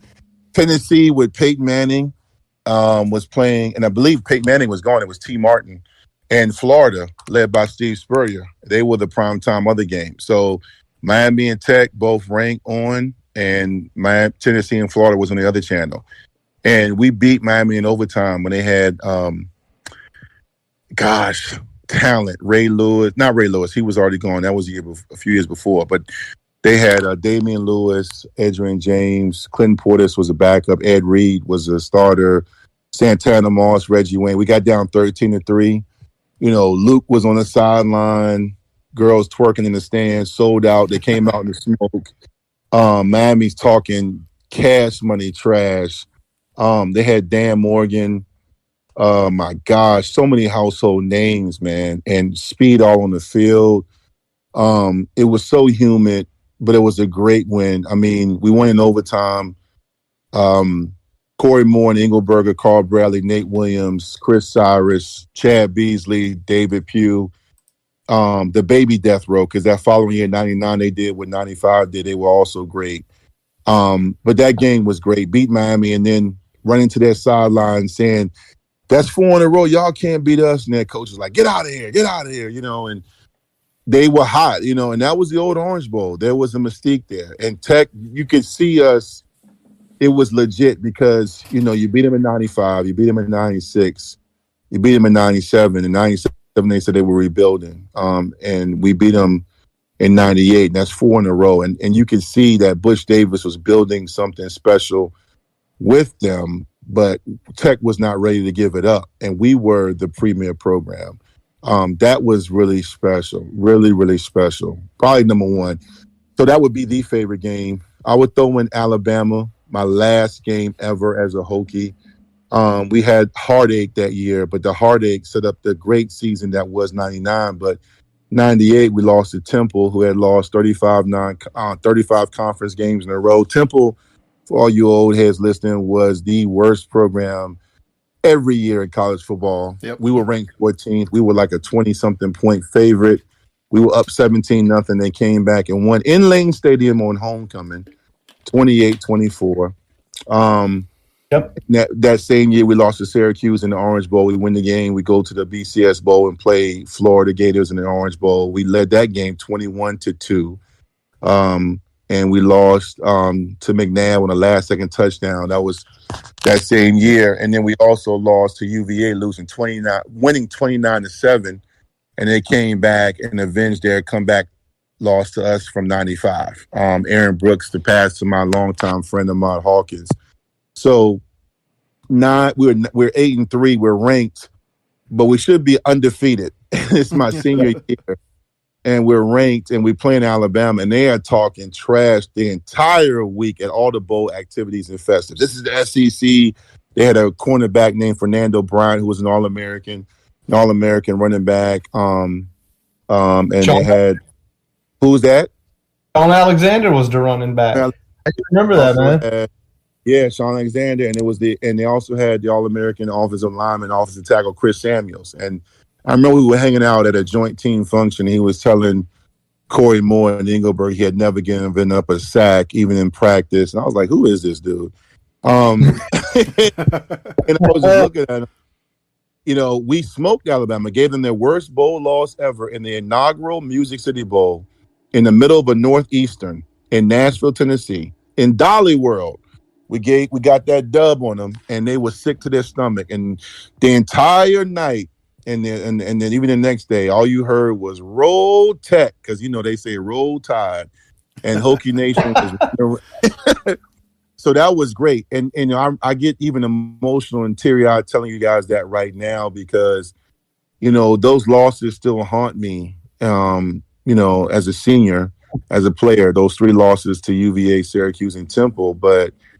At least my last game, was over Alabama. First time we ever beat them, and it was a legendary win. And it set up the momentum for the 99 season, which they probably should have won that year in the national championship game, but they played for one. And then just to throw in good measures, as far as, 3, I would probably say there's a lot more, but right now I would probably say the Syracuse game, that same year, not the same year, my junior year, because the Syracuse game was great because we beat them 31-7. I'll never forget McNabb's quote after the game. It was on my birthday, so we won on my birthday. But McNabb said to the media, the press, in his post-game presser, we could have won if we wanted to. And I remember telling I remember telling Mike, who backed up McNabb, I said, your boy ain't too bright. I used to always say that because of that quote. I never understood that quote. But that's the days where we couldn't win up there at the Dome and they couldn't win in Lane Stadium. And it's nothing better than, winning, your birthday, then going downtown to Arnold's and Big Al's and getting drinks. And it's your birthday and you won and you got the Virginia Tech sweatsuit on and everybody's showing you love. And winning is great, man. It is a great, great feeling. I love winning. But Tech, man, I got more great wins.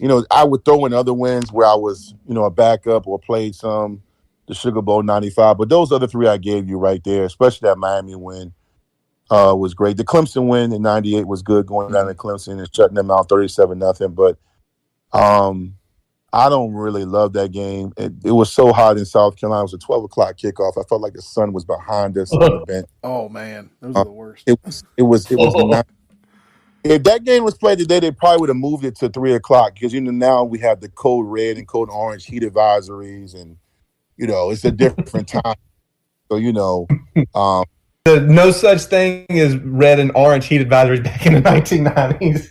It's just hot. And we were out there looking back, man. Good Lord, I remember people were dying in 98, 96. People, Corey Stewart passed away for the Vikings. Rutgers lost a player.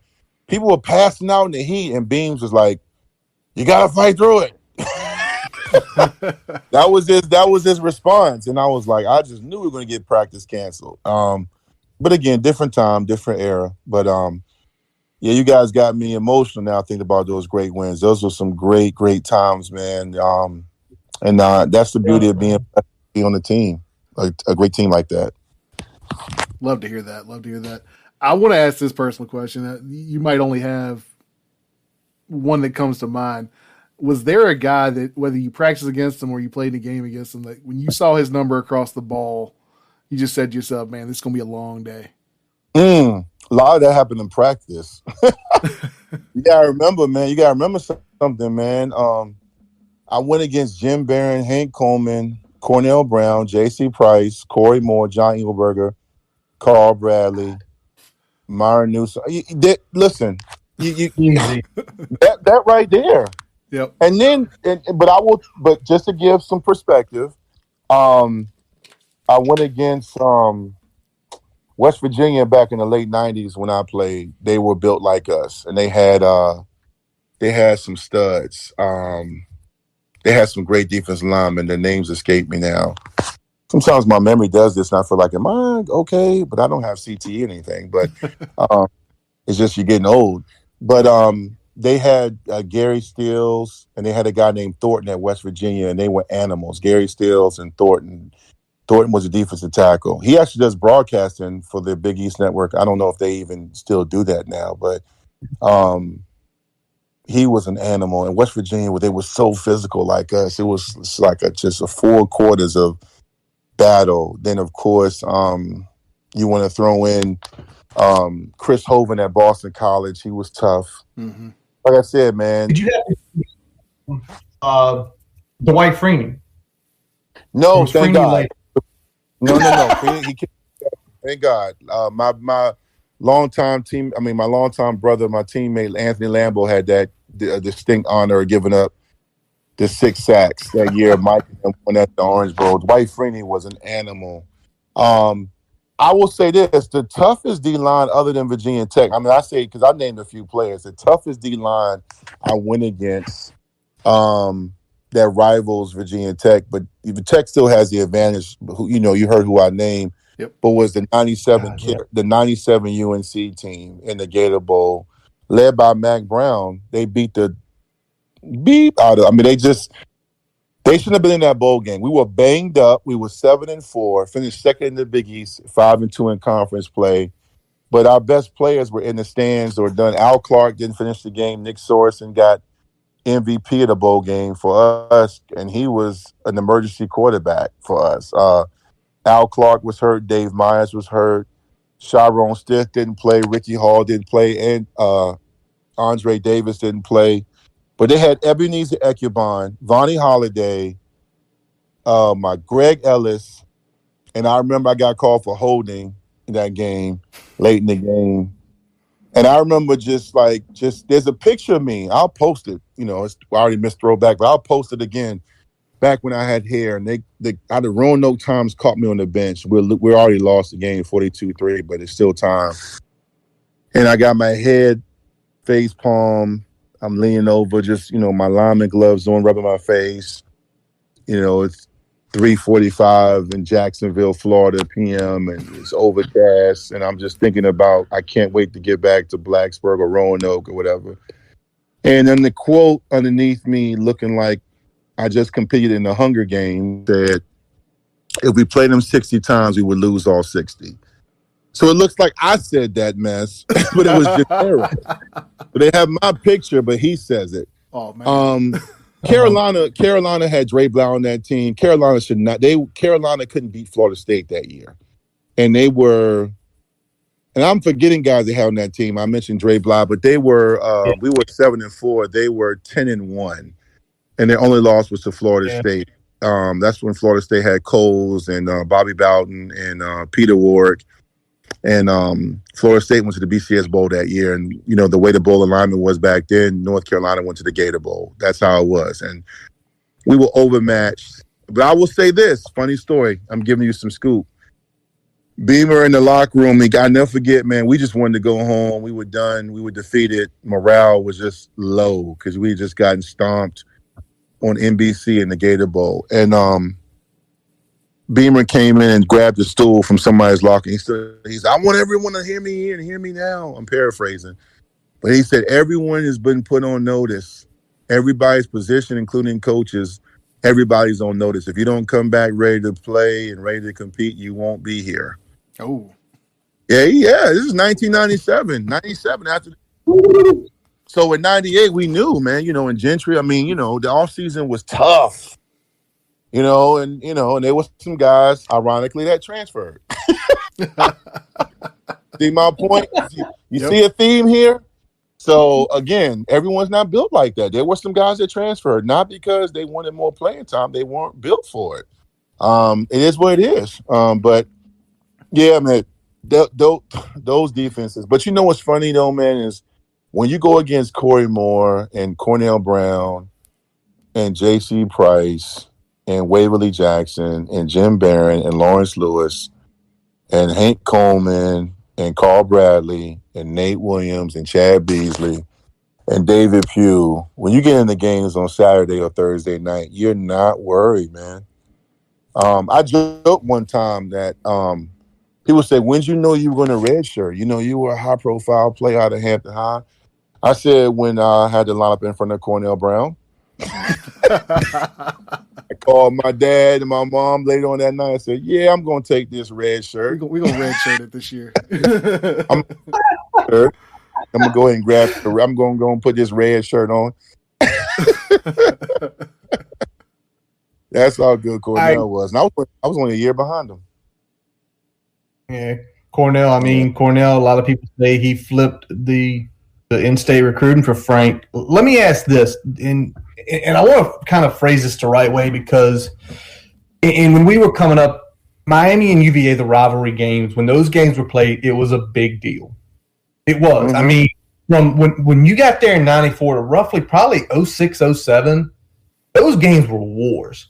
And me and Brian have been talking, do you feel that whether Miami or UVA, or maybe a semblance of both, if those rivalry games get back to where they were 20 years ago, where, like you mentioned the Miami game, when it's a night game, both teams are in the top 10, or the Commonwealth Cup game when, like 95, when that happened, when, both teams have 10 wins and both teams are trying to get to the Sugar Bowl, and both teams are ranked in the top 15.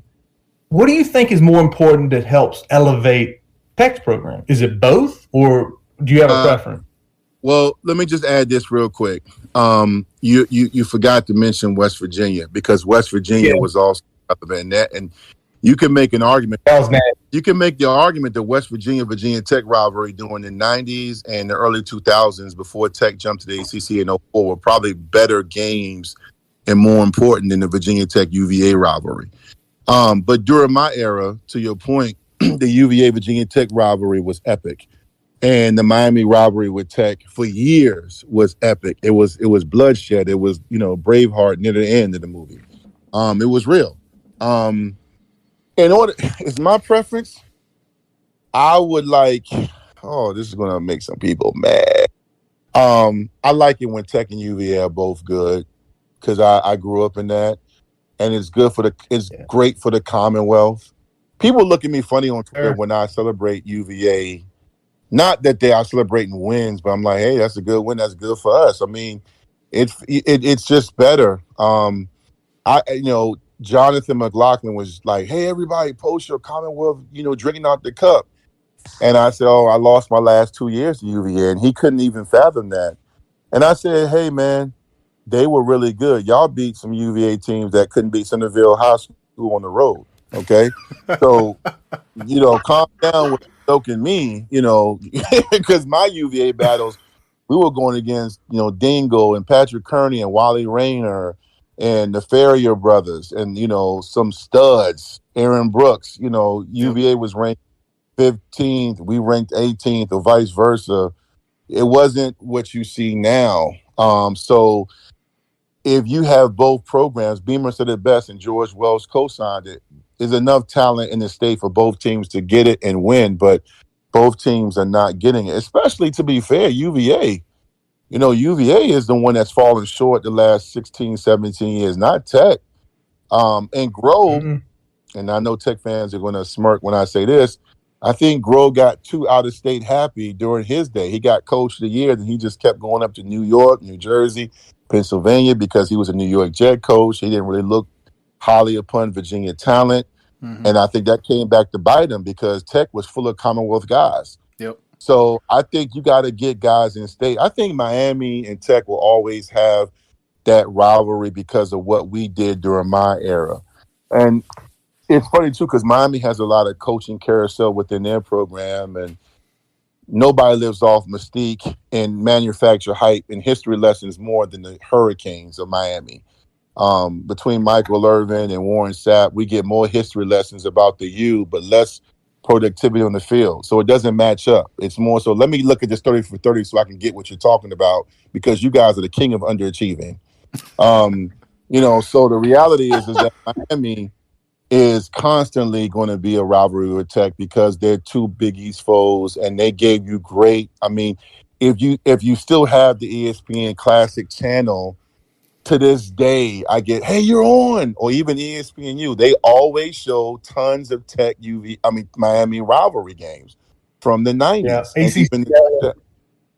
Yeah, they do. Yeah. ACC Network was showing those 90s games back like in the summer last year. Yeah. And obviously there. Yeah.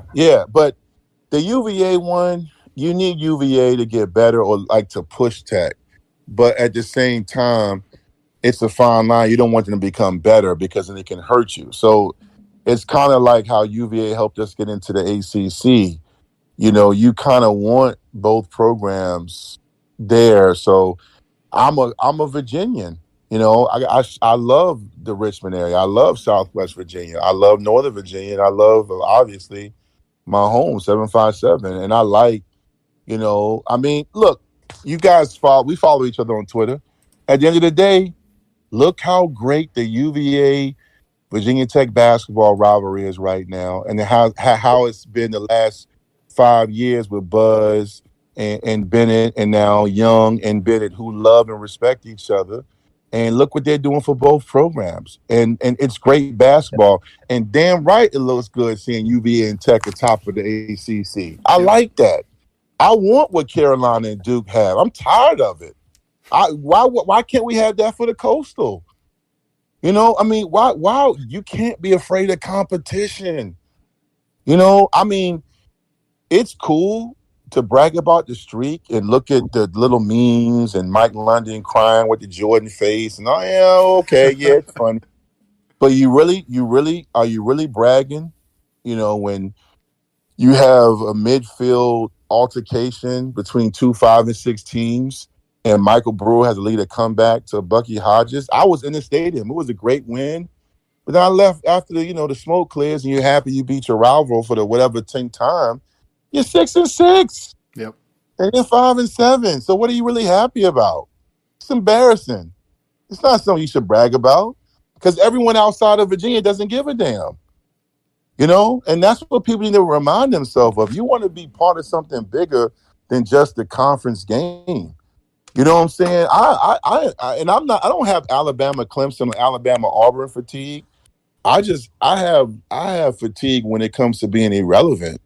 Like, when you wake up after a great win on Sunday morning and you're eating your breakfast and you getting your fantasy lineups ready, and you're like, okay, let me turn and see these highlights, what they're going to say about this Tech UVA game on college, game night. They just show the score. Yeah, nobody cares. Yep. Nobody cares. They played the game. Here's the final score. Yeah, they were like, oh, and in other news, Virginia Tech holds on and beat UVA. They'll go to the bowl game that comes on Comcast on December 19th at 5. That's what happens.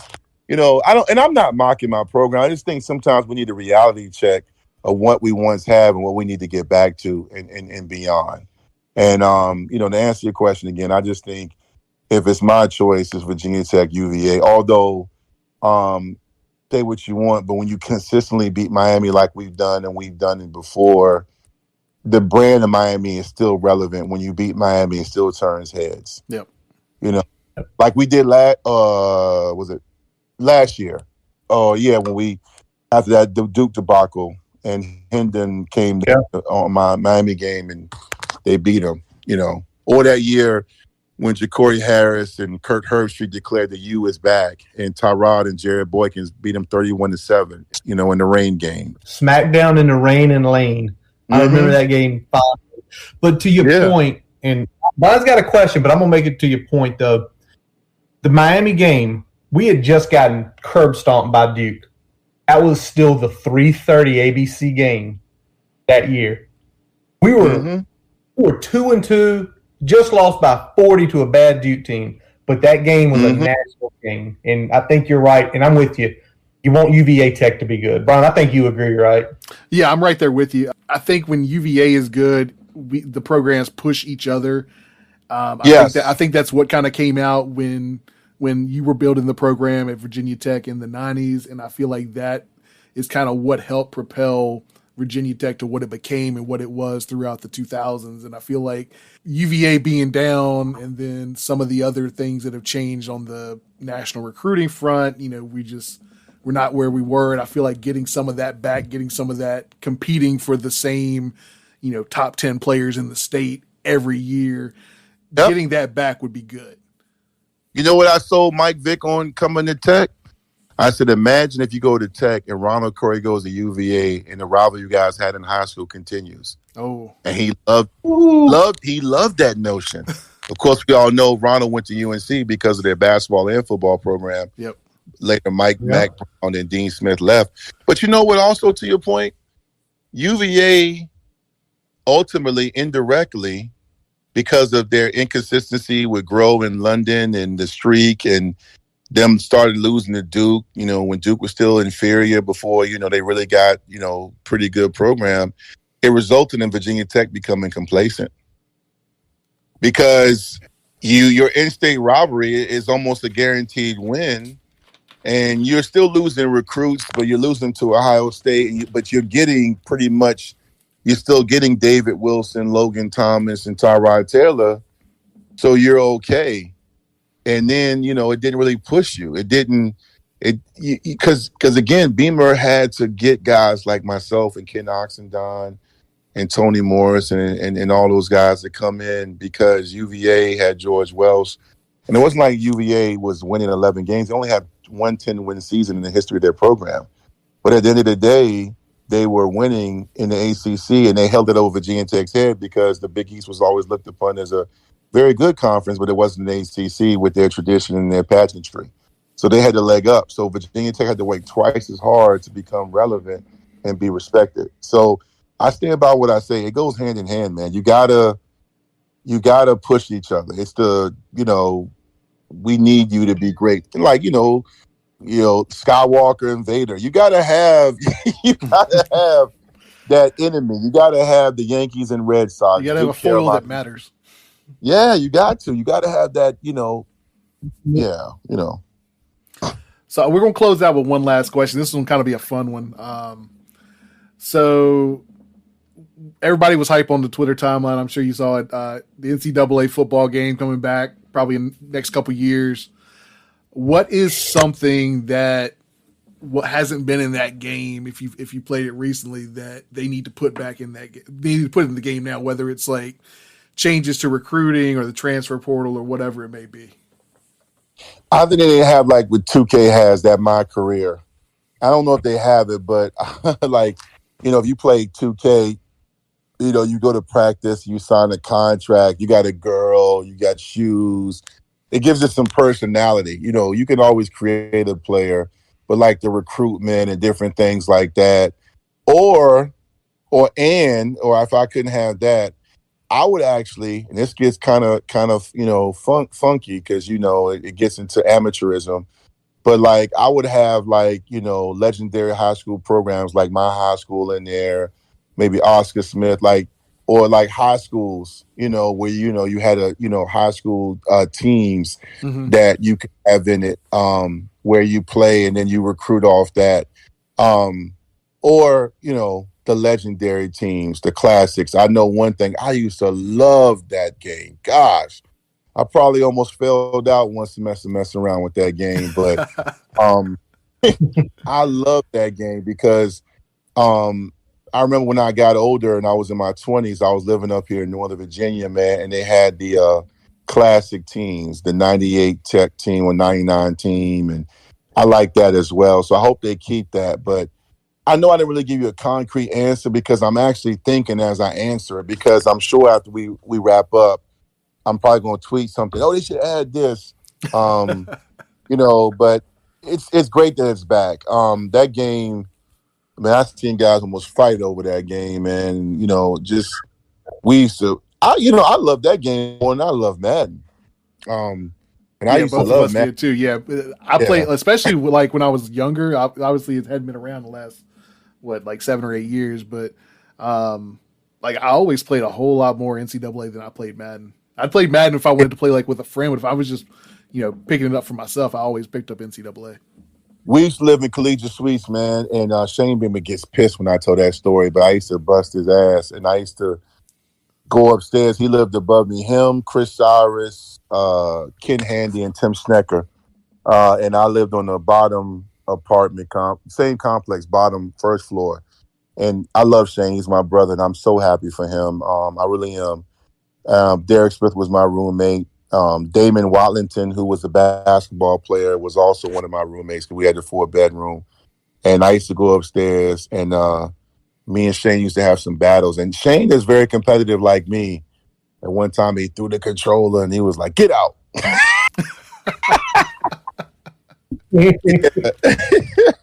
NCAA football starting fights. Yeah, man. I just, that's when I had a friend called Free Time, but I ain't seen Free Time in years, man. So, but no, it was great times, man. But I don't really have a concrete answer for you, man, because that game is just wonderful. I mean, there's probably going to be some surprises and some evolution within the game because it was so popular, and there's so much that's changed since it went away. So it probably will have the transfer portal in it and all that. I don't know. Funny I brought that up. But, yeah, it'll be cool to see what surprises they have.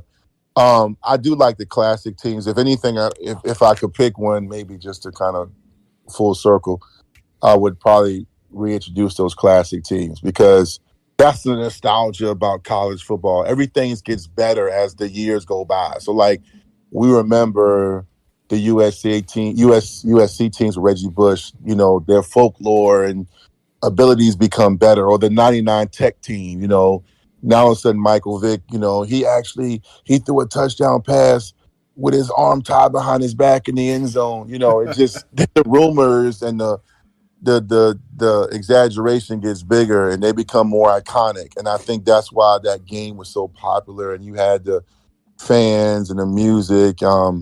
And it's funny, too, because we would be like, yo, I'm using this team. I'm using Tennessee. watch. I'm running the option with T-Mart. I mean, it was crazy because that was my team. It was Tennessee. It was so weird. I don't even know why I picked them. I never played with Tech that much, man. And we used to get mad. It's funny you bring this up. Now you got me going. I got to shut up. But we used to get mad because the first thing you do, like the NFL guys, you would go in there and say, what they got me rated. I would be like, let me see what they got me rated. And that was like a 79. This is bull, you know. We would just go crazy. Just what we were rated, like who they watching, who had us, but it was really cool because I'm old enough to tell you about Sega when it used to be done. It wasn't even, you couldn't even use a team. They just called, like they had Sega when the NC2A first came out, they had the name, they only had a select amount of teams. And It was Tallahassee. It was the name of the city, the college town they were in.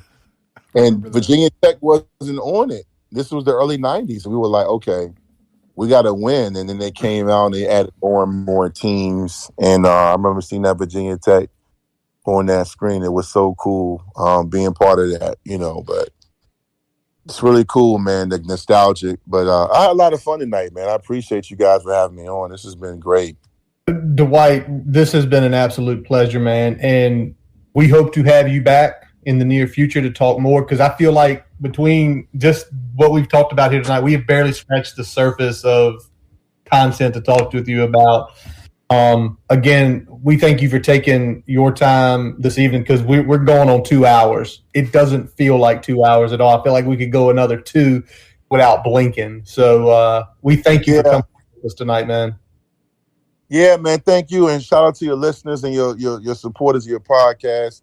And I appreciate the platform, man. I hope people get some out of this. And I apologize, man, but you guys both have been great for me. I love talking, and I just like great conversation. I don't want to get to the point where I'm no better than you two. I'm a humble person. We're all in this together, trying to live life the best we can and enjoy our favorite program. And I like talking to fans on Twitter because I learn something every day.